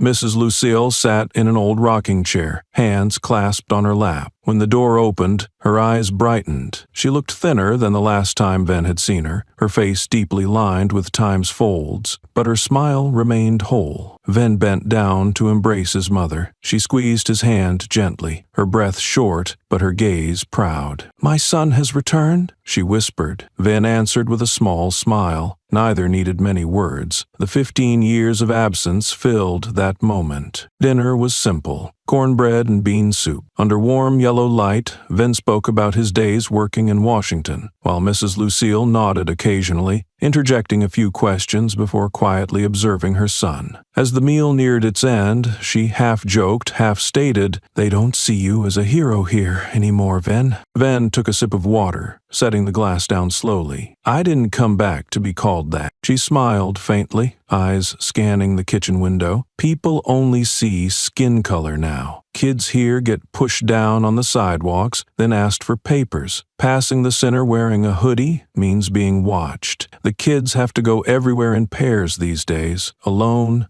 means trouble." Ven fell silent. From where he sat, he could clearly see the street through the kitchen glass. A group of police officers was searching an old car. There was no accident, no collision. A young black man stood with his hands on his head, eyes lowered to the ground. The scene reminded Ven of civil control, tactical training long ago, only her, and there was no reason, no explanation, just silence and control. The grocery store at the street's start, where he once bought his first peppermint candy, had now been replaced by a brightly lit convenience store with LED lights. Mr. Lewis, with his gentle smile, was gone, replaced by anti-theft warnings plastered thick across the glass. Cameras were mounted in all four corners, casting a chilling atmosphere inside and out. The town kept its old name, but its soul had vanished long ago. After dinner, Ven stepped into the living room. The altar for his father sat in the right corner, beside an old wedding photo. He placed his hand on the wooden frame, gently brushing away a thin layer of dust. The picture showed a man in a white shirt, his calm face carrying a quiet pride in his eyes. Years ago, his father had said, "Keep going, son. You must return not to live, but to set an example." Back then, Ven had not fully understood. Now, in this cold town, he began to grasp every word.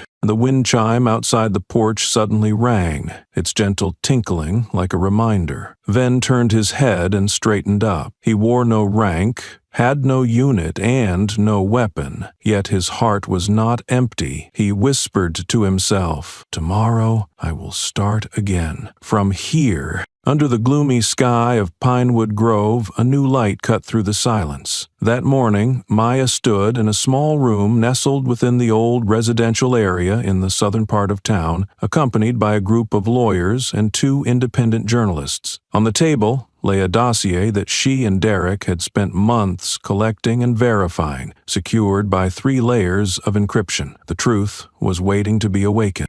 Derek was absent from the announcement, but had sent a complete copy of the documents to a state legislator, one who had previously spoken out against police abuses in an earlier case. This time, Maya was not just handing over evidence to the press. She chose to live stream on social media, providing a public link to the archived documents. Her opening words were brief. "Those who thought they were invisible will today be seen by the whole world." The documents exposed the entire scheme of land manipulation through forced evictions in predominantly black neighborhoods. In one recording, Hans, then sitting with a representative from the Civic Restoration League, discussed in detail the creation of disturbance situations as a pretext for deploying forces to enforce evictions. Accompanying this was a list of officers who received benefits from the relocation fund, including off-the-books bonuses and discounted home purchase vouchers within the lands to be transferred. A clear money flow chart was presented. From an anonymous real estate company, funds were funneled through a charity organization, then moved into state officials' accounts under the label Local Assistance Expenses. The trail was unmistakable, figures exact and dates aligned with eviction events. News spread faster than anticipated. Media outlets that had previously ignored the case began to engage. Major television networks dispatched reporters to Pinewood Grove. Old footage of evictions was replayed alongside the released files, sparking public outrage. That very evening, townspeople gathered in the central square. Maya and her team set up a large projector, broadcasting the full recording with subtitles for everyone to understand. Amidst the thick air of anger, an elderly woman whispered, "They took my house back then. Now I know why." On social media, the hashtag #ExposePinewood trended. Student organizations from major universities launched petitions demanding federal investigations. Over 100,000 signatures were collected in less than 2 days. Also that day, Derek appeared on a late-night radio show. His voice was deep and clear. "I was once part of that system. I stayed silent, but no longer." He did not name anyone specifically, but confirmed there is a protection network, and it won't disappear unless we force it out. His last words before going off air were, "Truth chooses no side. It chooses the moment." And that moment had arrived. The atmosphere in Pinewood Grove no longer maintained the false calm of previous months. As soon as the confidential files were released, reactions from the state government surged like a shockwave. The State Federal Investigation Committee summoned numerous local officials, demanding testimonies about expenses linked to the relocation project and financial ties with the Civic Restoration League. The state attorney general, previously cautious, appeared before the press for the first time to declare a comprehensive review of land permitting and control procedures in Pinewood Grove. While public uproar grew, Police Chief Grover began appearing in a completely different light. He had previously defended Hans multiple times in closed meetings and even obstructed deeper internal investigations. Now, he held a press conference stating, "Some procedural errors in handling and information from the Department of Resources may have led to unintended consequences." Though the wording sounded neutral, it was an initial step to shift blame onto other departments, a way to distance himself from Hans, the man officially under investigation. However, Grover's behavior could not hide his unease. Some neutral officers began submitting transfer requests or temporary leaves, causing a sudden drop in the station's operational team. Meanwhile, a small group loyal to Grover held private meetings, but their isolation clearly weakened their control. Leaked internal messages revealed heated debates over who would be dragged down together. In the following days, Grover's unusual actions attracted more attention. He quietly cleared out his office without official leave notification. The station's IT manager discovered his attempts to erase data from his personal computer, including emails with an out-of-state financial organization. After data recovery efforts, the technical team found several critical files about emergency budget coordination and secret schedules with an unregistered legal representative. Maya closely monitored all developments. In an urgent meeting with the legal team and investigative reporters, she stated clearly, they are not trying to fix things. They are trying to retreat without leaving a trace. At the same time, Venn chaired a session with civil lawyers, demanding the preparation of files to file lawsuits if signs of public asset transfers or document destruction were found. No one doubted the legal battle had officially begun. Across the streets, residents pasted copies of an article titled "The Price of Silence," an expose revealing how Grover and the system had once tolerated abuses for political goals and personal gain. Venn stood before a wall covered with these papers, silently watching people pass by. In his mind, anger was gone, replaced by a clear realization. This is when they see the true face of power, and once seen, no one can turn away anymore. The apartment was tucked away at the end of Laurel Street, in a row of boarding houses where the streetlights had been out for 2 weeks with no one coming to fix them. In front was a cracked concrete yard with wastewater dripping down daily from the floor above, leaving stains firmly clinging to the base of the walls. Mariah had just finished her shift. The smell of plastic from the warehouse still lingered on her collar. She carried a cheap bag of rice, her eyes dark and hollow from 2 consecutive nights of sleeping no more than 3 hours. Ben sat in a corner of the room, one hand holding a workbook, the other embracing his sister Aria, who had dozed off. The cramped room could barely fit 2 thin mattresses laid side by side. The ceiling light was weak, faint like the stretched-out light of an afternoon that never quite reached night. Sounds from the hallway drifted in waves. Children crying, neighbors arguing, heavy footsteps of the woman upstairs returning late from work. Mariah sat on the edge of the bed, holding the camera without mounting it on the tripod. She knew in places like this, light was not to be imposed, and too much distance would turn the story into a news report. Mariah sipped water quietly and recounted the first time she received notice to leave the old apartment, the place where she had lived for 7 years, where Ben learned to walk and talk, the place he once called home.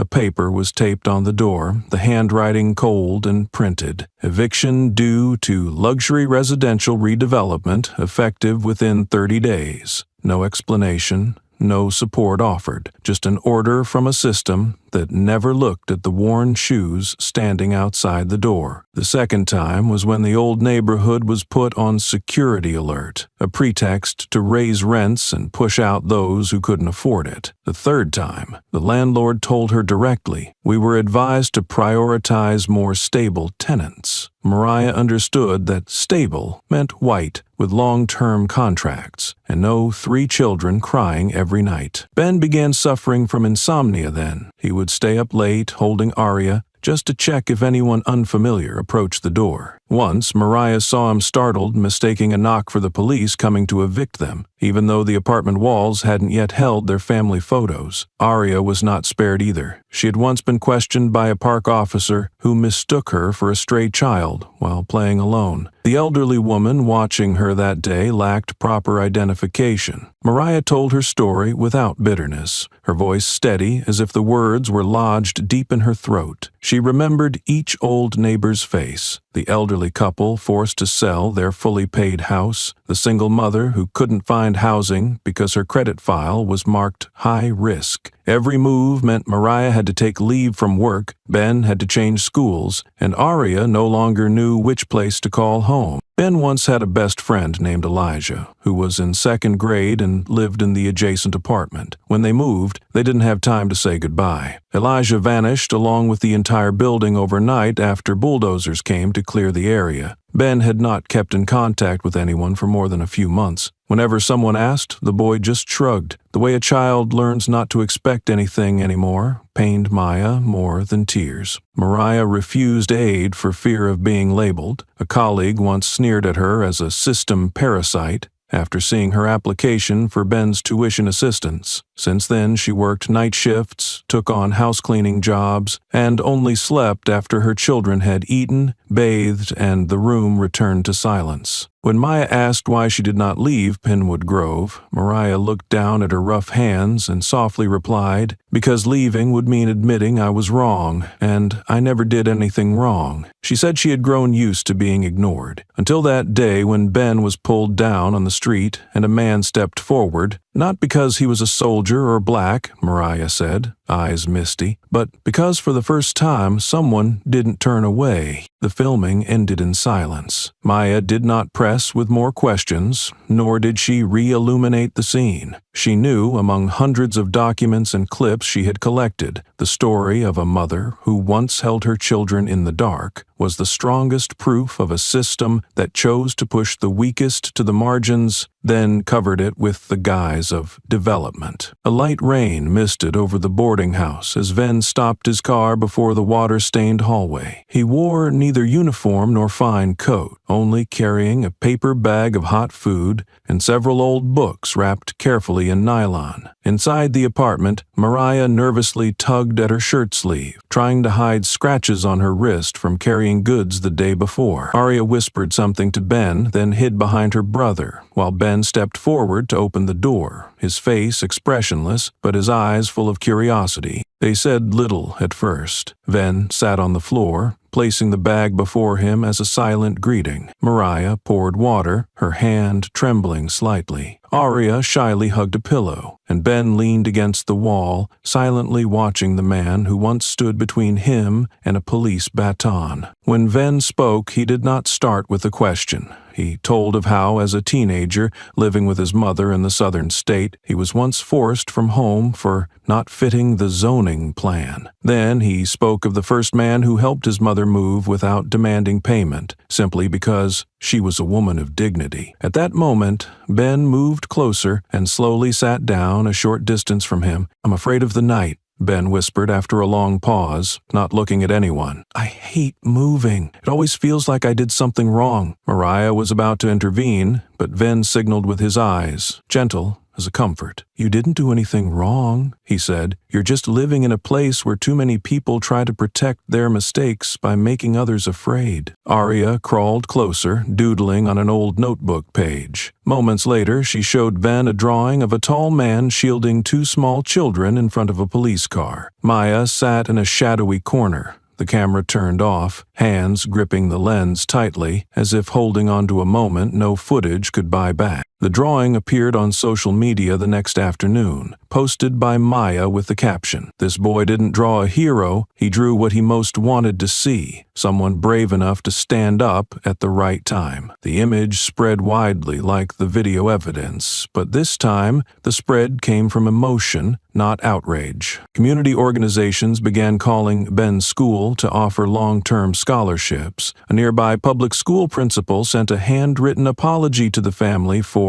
a lack of sensitivity in protecting vulnerable students. It was the first time Mariah received a letter from a school proposing cooperation rather than demanding identity verification. Ben did not speak in public, did not answer interviews, nor appear at press conferences. Yet images of him standing with his mother, holding Aria's hand, silently appeared at many marches. Signs with Aria's drawing were held high beneath the scribbled words of a child. "This is my big brother. Des is my big brother." Ben left the boarding house late in the afternoon, the sky still gloomy. On the way back to his temporary office, he turned onto the street where the incident with Hans had happened. The scene remained unchanged. Cracked bricks underfoot, the drugstore window cracked at the corner from impact. But now, someone had placed a bouquet of flowers at the door, accompanied by a handwritten note, "Thank you for standing still when all chose silence." In his coat pocket, Venn kept Aria's drawing. The paper was folded into quarters. Ink was still blotchy. He did not think himself a hero in the children's eyes, but he knew the image needed to exist. Not to be a hero for others, but to remind himself that if a child drew him as a shield, the real mission had begun the moment he did not turn away. Ben still lived in that apartment, still went to school the next morning as usual, but this time he walked without lowering his head, and in that silence, a town was learning to face itself. The internal meeting room on the third floor of the Pinewood Grove police station had never felt as tense as that day. There were no sirens, no gunshots, yet the atmosphere was heavy, as if a murder was about to happen. The internal security captain entered carrying a thick file, his eyes barely resting on anyone for more than 3 seconds. He spoke one crisp sentence: "We have a rat." A few dry laughs echoed, then died away as the video file was played. The night camera showed a shadow entering the digital records warehouse late at night, standing still for about 5 minutes before disappearing. The image was blurry, but the figure was tall, with broad shoulders and a slight limp to the left. That was enough for several pairs of eyes to exchange looks. Derek sat silently, barely breathing. He knew the figure was likely him, even though he had never been in that exact room. But since he had been in the nearby area transferring archived data the previous week, combined with taking leave on the same day the video leaked, he had no way to clear himself of suspicion. Worse, Officer Luis, who had stood alongside him on many night shifts, was called in separately. When Luis returned, his face was pale. He said nothing, not even glancing at Derek once. That silence spoke louder than any accusation. By afternoon, Derek was summoned to the internal interrogation room. There was no official warrant and no lawyer present, yet every question implied guilt. "Have you contacted the press? Why were you near the data warehouse that night? Why did you take leave on the exact day the video was released?" He answered each question steadily, without wavering, but that calm was seen as a sign of preparation. A young officer, recently transferred from another county, quietly placed handcuffs on Derek as he stood, though no order was given. Leaving the room, he sensed an invisible distance in every gaze. No one sat beside him during dinner in the break room. When changing out of uniform to leave, someone patted his shoulder but avoided eye contact. A hoarse voice from the corner said, "I thought he was one of us." No one responded, but no one disagreed either. That night, Derek came home later than usual. On the doorstep lay a neatly placed white paper with bold black letters. "Snitch." He picked it up, hands trembling. His wife and daughter were asleep inside, unaware that their safety might already be shaken just because he had chosen to stand for what was right. He sat all night before his darkened computer screen. His resignation letter had been drafted days before but never sent. The denials, the bowing heads, the ignoring of wrongdoing played on repeat like a film. The first time he saw Hans hit a skinny black teenager behind the gas station, Derek had planned to speak up, but he stayed silent. The second time, he turned away. The third, he forced a smile to get through it. Each time, he lost a bit more trust in himself. Near dawn, his phone vibrated. The number was unknown. He answered without a word. Maya's voice came through, steady and clear. "If you disappear now, no one inside will speak up." Derek did not reply, but he knew the decision was already forming, not because of Maya or Ven, but because, finally, he could no longer face himself in the mirror. The next morning, Derek put on his uniform for the last time. His shirt was neatly pressed, the badge pinned correctly on the left chest, but the pride usually in his eyes was gone. His steps were heavy, not from fear, but knowing that behind that door there would be no turning back. He walked straight into headquarters without looking at anyone or stopping by the break room as usual. Inside the meeting room, 6 people were seated: the deputy security chief, the head of human resources, the internal affairs representative, and 3 men he had once considered teammates. On the table lay a copy of the night camera footage and a sealed red envelope labeled suspension account. Derek did not sit. He pulled a folded resignation letter from his inside pocket. "I will not wait for the investigation's conclusion. I resign from this force." He placed the letter on the table, his voice steady and firm. "Not because I am wrong, but but because I no longer want to stand beside things I cannot believe in." The deputy asked if he understood the consequences. Derek nodded. The internal affairs representative reminded him that a voluntary resignation would offer no legal protection if criminal elements emerged later. He nodded again. The last to speak was the police chief, who had only observed quietly. He asked, "Do you want to be a hero?" Derek looked straight at him. "I want to be real." He left the meeting room without looking back. At the parking lot, a reporter waited. The news had leaked. Derek did not avoid it. He agreed to an interview. The conversation took place in a park several blocks from headquarters. He shared no details, made no mention of Maya or Van. He only said that he had once believed in the badge, thought the mistakes were isolated incidents. But then he understood that the system does not fail without accomplices. "Do you regret it?" the reporter asked. "Yes," he answered, "because I spent too long not daring to do what was right." Within hours,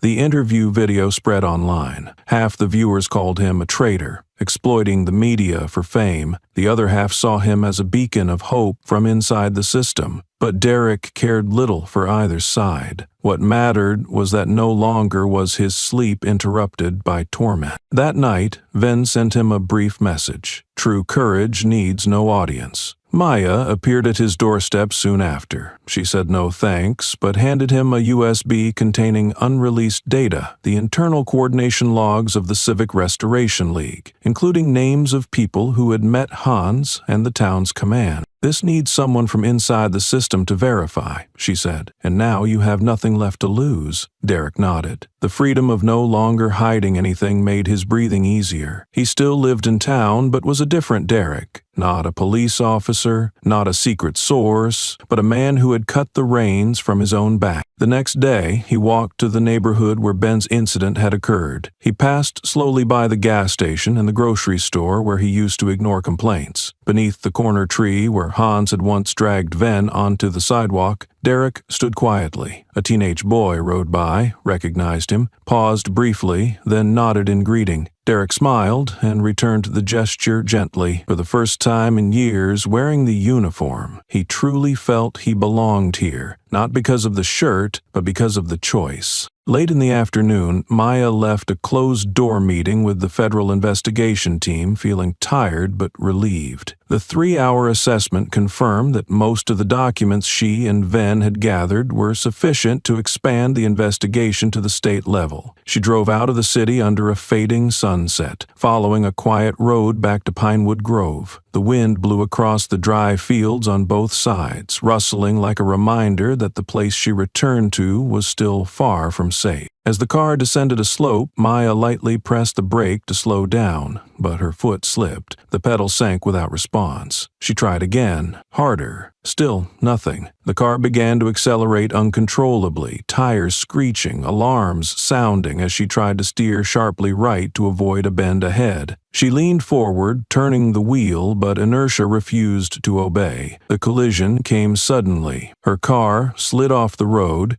crashing into a metal fence by the ditch, spinning before stopping in mud and scattered gravel. No one witnessed it. Only the sound of metal groaning and the engine sputtering remained. The airbag deployed just in time to prevent a head injury, but the shoulder was squeezed hard, leaving Maya gasping. Panic. It was only when a passing couple called emergency services that help arrived. They thought she had dozed off while driving until rescuers found evidence that the brake line had been tampered with. Ven arrived at the hospital late that night. Maya was kept for observation with no internal injuries, but her spirit was completely shaken. He asked no questions in the hospital room, only sat by the bedside holding the stack of documents she had not yet fully submitted. When she opened her eyes, the first words she said were, "They know we're close now." The next morning, Ven took the car to an old acquaintance, Jackson, a former military technician who now ran a small garage in town. Less than 2 hours later, Jackson confirmed. The brake line had been cut with a specialized knife, the cut covered with anti-rust paint designed to fail gradually, not immediately. A calculated, covert assassination method with timing and precision. That evening, Ven, Maya, and Derek met at Ven's mother's house. No electronics, no internet. The old kitchen became a strategy room. Maya was quieter than usual, her gaze heavy rather than sharp as before. Derek said what everyone was thinking. They have switched from defense to elimination. No one disagreed. Ven looked at Maya for a long time, then said slowly, "This is not a warning. This is a message. Stop here. If you go further, they won't just cut brake lines." Maya bowed her head, gripping a cold cup of tea. She had been threatened, spammed, and followed, but no one had wanted her dead until now. When it happens, everything changes. The fear no longer comes from gunfire, but from the feeling that one's life could be decided without anyone knowing. News of the accident was never made public, but the support team knew well. A few members withdrew, citing health reasons. One asked to remain anonymous in the documents. Ven did not blame them. He knew not everyone chose to pay the price. That night, Maya stepped into the backyard. The car lay silent inside the small garage, the lower part still untouched. She touched the cut spot, silent for a long moment. She did not cry, she did not tremble, but for the first time on this journey, her eyes carried a new layer, cold and determined, not because she was not afraid to die, but because she understood. If she did not move forward, all the spilled blood would be meaningless. The preliminary hearing at the county court was supposed to be a formality, confirming eligibility to proceed with the civil lawsuit filed by Ven, accusing Pinewood Grove police of abuse of power and covering up violence. But that morning, when Ven's legal team entered the courtroom, they received a thick envelope from the court clerk. Inside was a notice of postponement, citing the reason: lack of valid confirmation from the State Department of Justice regarding some digital evidence. Maya immediately checked the files. All documents had been submitted on time, with signatures and electronic security codes. Claiming lack of confirmation was illogical, unless someone deliberately interfered at the verification level. Within 24 hours, a new group of lawyers appeared, claiming to be sent by the state government to assist with re-verification. In legal circles, this was no different than bringing the opposition's people to find faults in the plaintiff's case. Ven sat silently in his office upon receiving the information. He had seen similar tactics in the military, when misconduct files were adjusted to protect commanding officers. But this time, he was the one being obstructed halfway, even as he moved closer to justice. In the following sessions, the verification lawyers began questioning the origins of the recordings Maya collected. An internal video showing Hans ordering to deal quickly with those stubborn black guys was shelved, citing lack of authenticity of the recorder. An email from a superior officer was rejected for no system verification. Evidence, once considered milestones, were sequentially removed from the valid list. Derek, regarded as the strongest internal witness, was summoned to testify, but instead of questioning him about the content he provided, opposing lawyers shifted focus to attack his motives. They emphasized his resignation and past internal investigations, implying he held personal grudges against the system, making his testimony biased. Though he stood firm, his credibility was somewhat shaken under the judge's skeptical gaze. Maya grew impatient. She slammed her hand on the table when a piece of evidence was rejected only because it lacked a time-stamp confirmation. Her lawyer held her back, whispering, "They are pushing you to lose control to justify dismissing the entire case." She knew it was true, but could not swallow the anger seeing each piece of truth torn apart by cold technicalities. Faced with this, Ven refused to continue playing by a twisted law. He organized a press conference at the community center without inviting mainstream media. Instead, he invited independent journalists, civil rights representatives, and live-streamed on an open platform. During the event, he spoke less about the lawsuit and more about something greater. The legal system is born to protect justice, but when justice becomes a burden, the system will try to eliminate those who carry it. The press conference clip spread widely, garnering over 2 million views in 2 days. Some applauded Ven's determination, but many began doubting. If the evidence is that strong, why was it dismissed? Pro-government media quickly exploited this, suggesting Ven's group was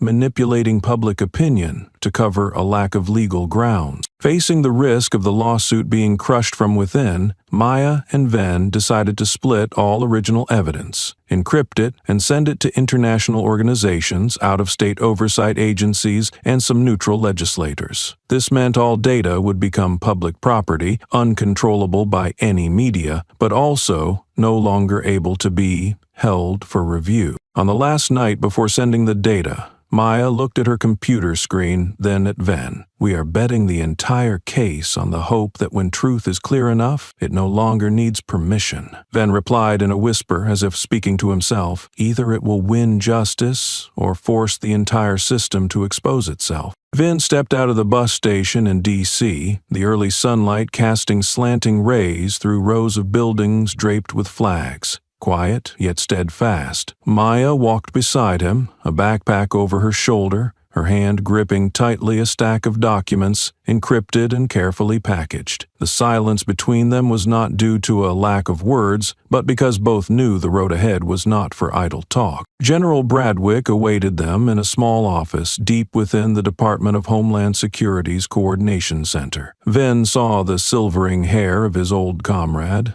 and in that moment of their handshake, memories of Afghanistan surfaced. Gunfire, sleepless nights, and how they survived only by trusting each other. Yet today's battle was not in the desert, but within America's streets and corridors of power. What's serious enough to pull you away from Pinewood Grove? Bradwick asked, eyes briefly passing over the old swelling on Ven's cheekbone. Ven did not answer immediately, but gestured for Maya to step forward. She opened her backpack, placing documents, memory cards, and recording devices on the table. Without introduction, the evidence spoke for itself. Internal recordings of unlawful detention orders, videos of police laughing after insulting a child, and land contracts coinciding with the forced removal of black residents from their neighborhoods. Bradwick turned the pages slowly but with intent. Silence lingered until he set the files down and looked Ven directly in the eyes. "What do you want from me?" "Not a media punch," Ven replied in a deep, steady voice. "I want an institutional presence." A military advisory group was sent to Pinewood Grove under the pretense of assessing regional security. No public announcement, but with enough authority to shake up the internal control system there. Bradwick did not agree right away. He glanced at Maya as if needing to hear the younger generation's voice. "Are you certain what you've provided is authentic? I've been tracking this case for 2 years. If what I've recorded isn't authentic, then nothing in this system is trustworthy," Maya answered firmly, without lowering her gaze. Bradwick stepped back, arms crossed, eyes drifting along the curtain-covered windows. "You know,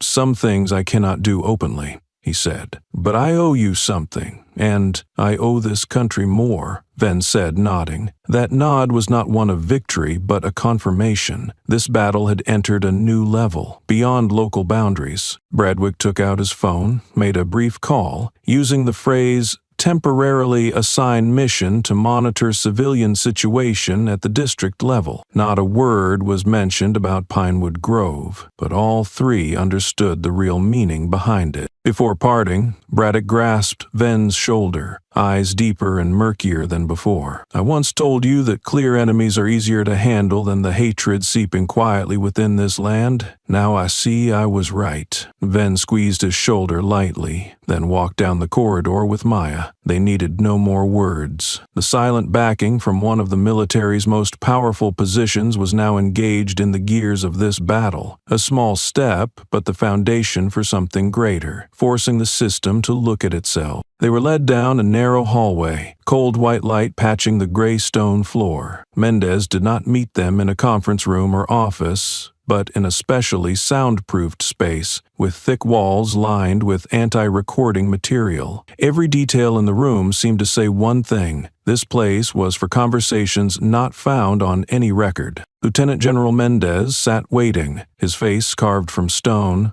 eyes not cold but utterly unreadable. After a formal handshake, he motioned briefly for the escort to leave. The door closed, no sound penetrated, no gaze could enter. What you're uncovering in Pinewood Grove, Mendez said, is just the tip of the iceberg. He took an encrypted hard drive from his pocket and plugged it into an internal security device. A screen lit up, showing a map dotted with bright points across the southern and midwestern states. Each point marked a town, linked with data files, classified notes, budget allocations, police staffing charts, and anomaly reports. "We call it blue uniform," he continued. "They don't use special insignia, don't wear different badges, but they are selected, trained, and embedded. Their goal is control through amplifying fear. Pinewood Grove is their testing ground." Maya sat silent. She had heard rumors, suspected, but this was the first time someone like Mendez confirmed it. Ven gripped his hand tightly, eyes fixed on the screen as Mendez opened another document. A list of money flowing from a nonprofit named Citizens for Secure Communities. "Under the guise of community, the real goal is manipulation," Mendez said. "The man behind this fund was once a gubernatorial candidate, nearly winning the last election. He convinced local governments to cooperate, turning police into semi-armed political forces." The next file revealed familiar faces: the Pinewood Grove police chief, then Hans, plus 5 other names from 3 neighboring towns. Ven felt his chest grow heavy. He once thought he was facing a corrupt group, but the truth showed a structured system, invested in, protected, and nurtured. Mendez looked straight at him. "I've coordinated domestic crackdowns. Some far-right groups were ready to open fire on civilians to prove their power. And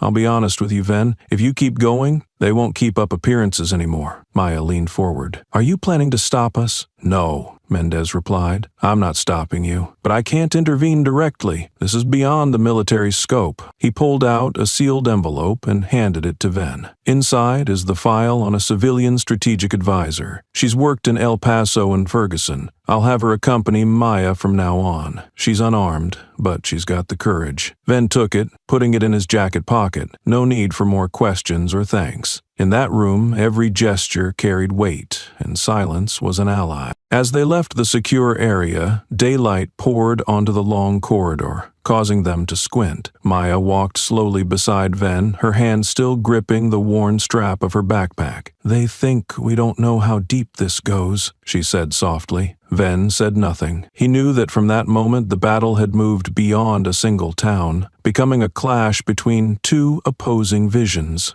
Under the gray sky of a damp afternoon, hundreds began gathering at the main square of Pinewood Grove. Initially, familiar faces from the black community appeared. A mother who had lost her child to police violence, veterans who faced discrimination upon reintegration, teachers, students, and working-class citizens. Soon, unfamiliar faces emerged from neighboring towns, nearby cities, and even the capital. Each person carried a sign, a message, or a personal grievance. Social media had played its part. After Maya released documents revealing the manipulation network of the blue uniforms, independent platforms ignited waves of outrage. Videos once clipped by local media were now shared intact, highlighting Ven's assault and Ben's testimony as focal points. The hashtag Justice for Pinewood quickly trended, accompanied by countless posts, images, and calls to action from human rights organizations and influencers. In a widely circulated clip, a young black woman spoke before the camera with a trembling voice. "I used to fear the police, but now I fear our own silence even more." That phrase was echoed on banners, t-shirts, and coffee shop windows. Protests erupted beyond Pinewood Grove. In 3 major cities within the state, citizens took to the streets in unprecedented numbers since the last election. They marched before city halls, police stations, and state government offices. Unlike past impulsive reactions, this wave was well organized, featuring legal teams, medical support, live stream monitoring systems, and internal conflict control units to maintain order. Long-established civil organizations, such as the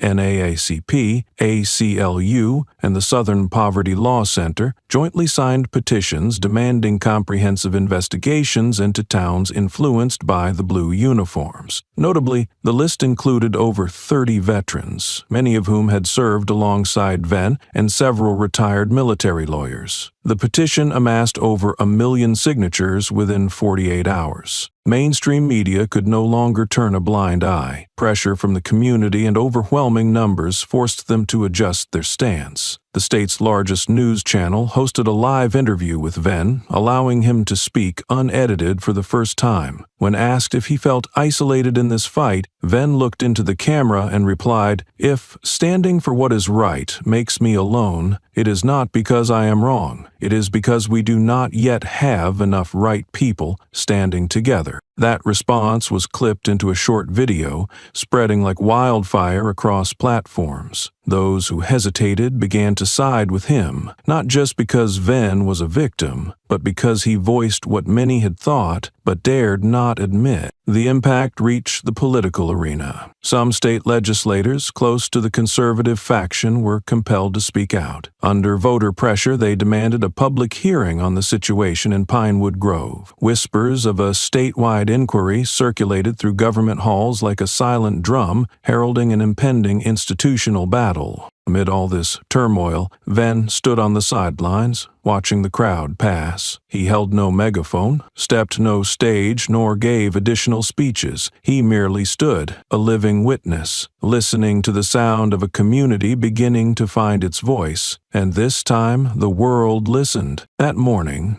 before the Baptist church on Main Street, a silver-haired woman stood amid the gathering crowd. Her name was Helen Carter, 81 years old. Having lived in Pinewood Grove since it was a rustic logging town, she held a handwritten sign. "I apologized for being silent too long." The shaky but clear handwriting mirrored her voice as she spoke. "I used to think I was blameless, but now I know that seeing wrong and saying nothing makes me part of that wrong." Her sign was photographed and posted online an hour later, becoming a symbol of awakening among the white community in Pinewood Grove. For years, most had remained neutral or silent to avoid trouble, but the assault on Venn and the uncovered truth about the extremist police network changed everything. They could no longer pretend ignorance. At Pinewood High School, a group of white teachers held a private sharing session. Annette, who had taught Ben's class, tearfully admitted she had witnessed black students treated more harshly, but avoided intervention out of fear of losing her job. "We are adults," she said. "If we do not teach by example, lessons on fairness are empty words." Students recorded her statement, sharing it online as a courageous voice of self-reflection. That evening, at the Interfaith Church on the town's east side, an unprecedented prayer service took place. Black and white pastors stood together, leading prayers for justice and truth. Hands once hesitant now clasped tightly, forming a circle around the altar. There was no sermon, only silence. Profound and grateful, Ben sat beside his mother, while Venn and Maya quietly observed from the back row. Tears fell, not from sorrow, but because for the first time, the town knew what empathy meant. The next morning, a 10-minute video was posted featuring Tim Holloway, a former white police officer who had worked under the current chief. He recounted hidden incidents, orders from superiors to look the other way, and warnings he received for being too friendly with minority communities. "I can no longer stay silent," he said. "I used to believe I served justice, but justice does not command silencing the honest." The chain reaction began. A group of parents in Pinewood Grove, mostly white mothers, wrote letters to state officials demanding protection for students of color in schools. Rachel, a mother,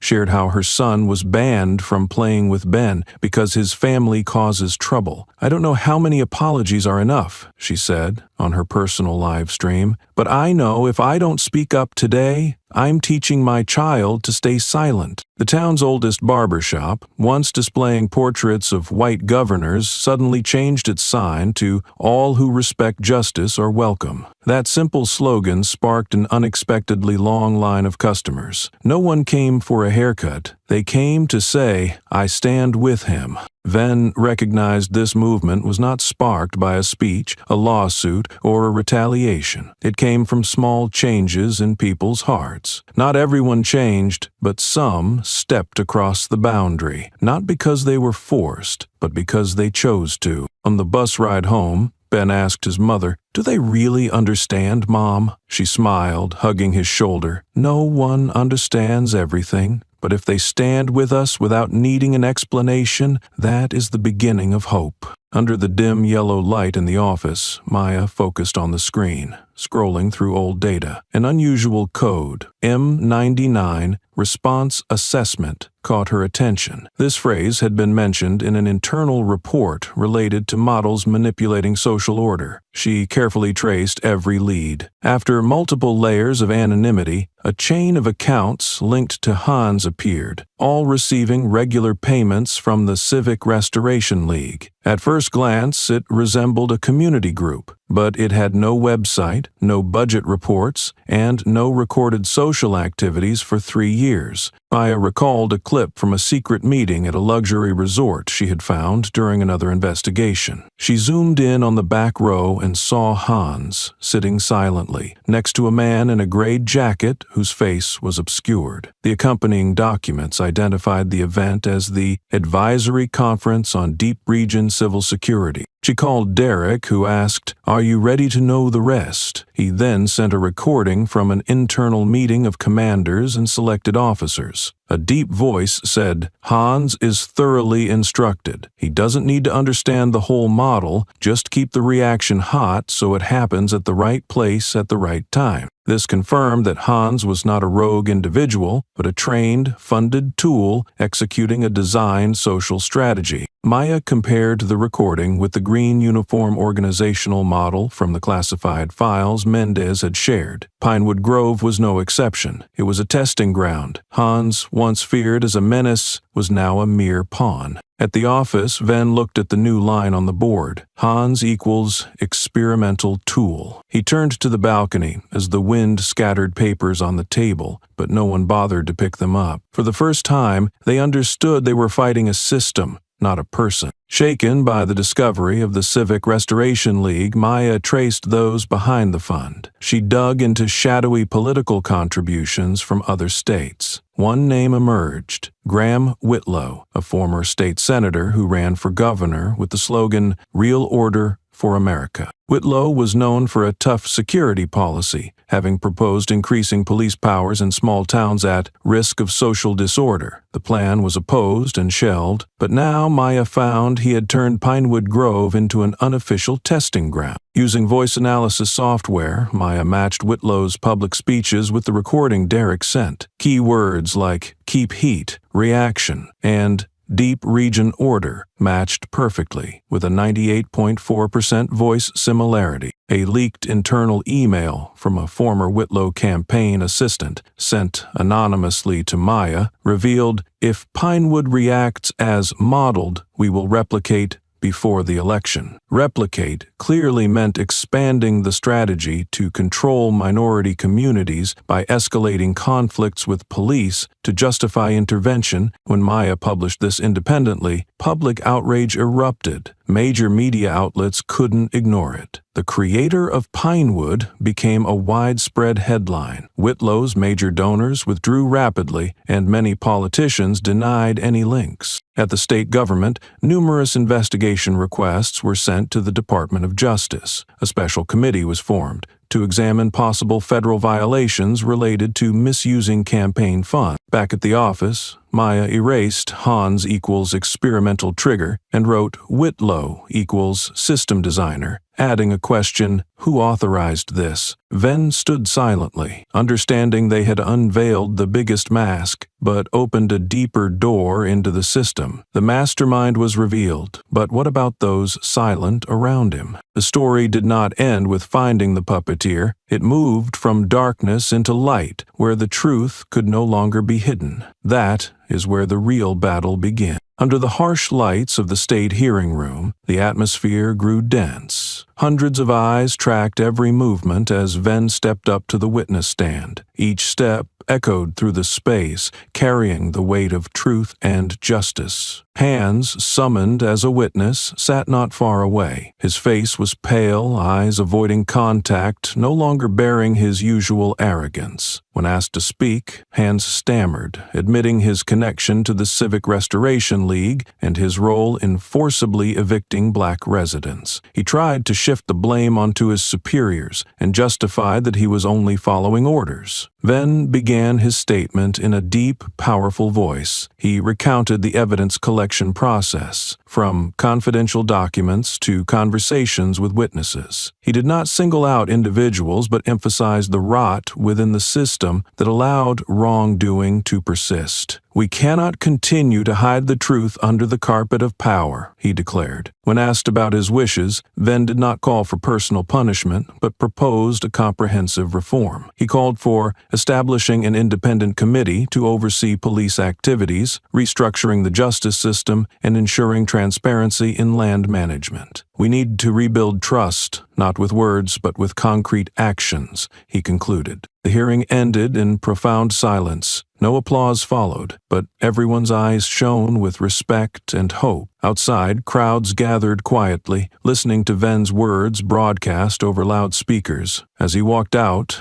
they made way for him, forming an honorable path. The next day, major newspapers simultaneously published Venn's speech. Lawmakers began discussing reform proposals. A wave of change spread across the state, sparked by the sincere and courageous words of a man who chose to stand up for justice. Thank you for taking the time to follow this story. We don't just tell what happened. We aim to spark reflection, honesty, and courage in every viewer. Have you ever been misjudged simply because someone didn't take the time to understand you? Have you ever felt underestimated, overlooked, yet quietly proved that you're far more capable than they assumed? Behind every dismissive glance, every biased remark, lies an opportunity to stand up and reshape how society values human dignity. This story isn't just about one person. It's about all of us who have been silenced, sidelined, and are now choosing to speak up. If you see yourself in any part of this journey, share this video so more people can reflect and learn. You might be the reason someone regains their courage, their voice, or simply receives the encouragement they need. Thank you for staying with us. We're committed to bringing you the most powerful, thought-provoking stories possible. And don't forget to subscribe to the channel to follow more inspiring journeys. Justice doesn't begin with judgment. It begins with understanding.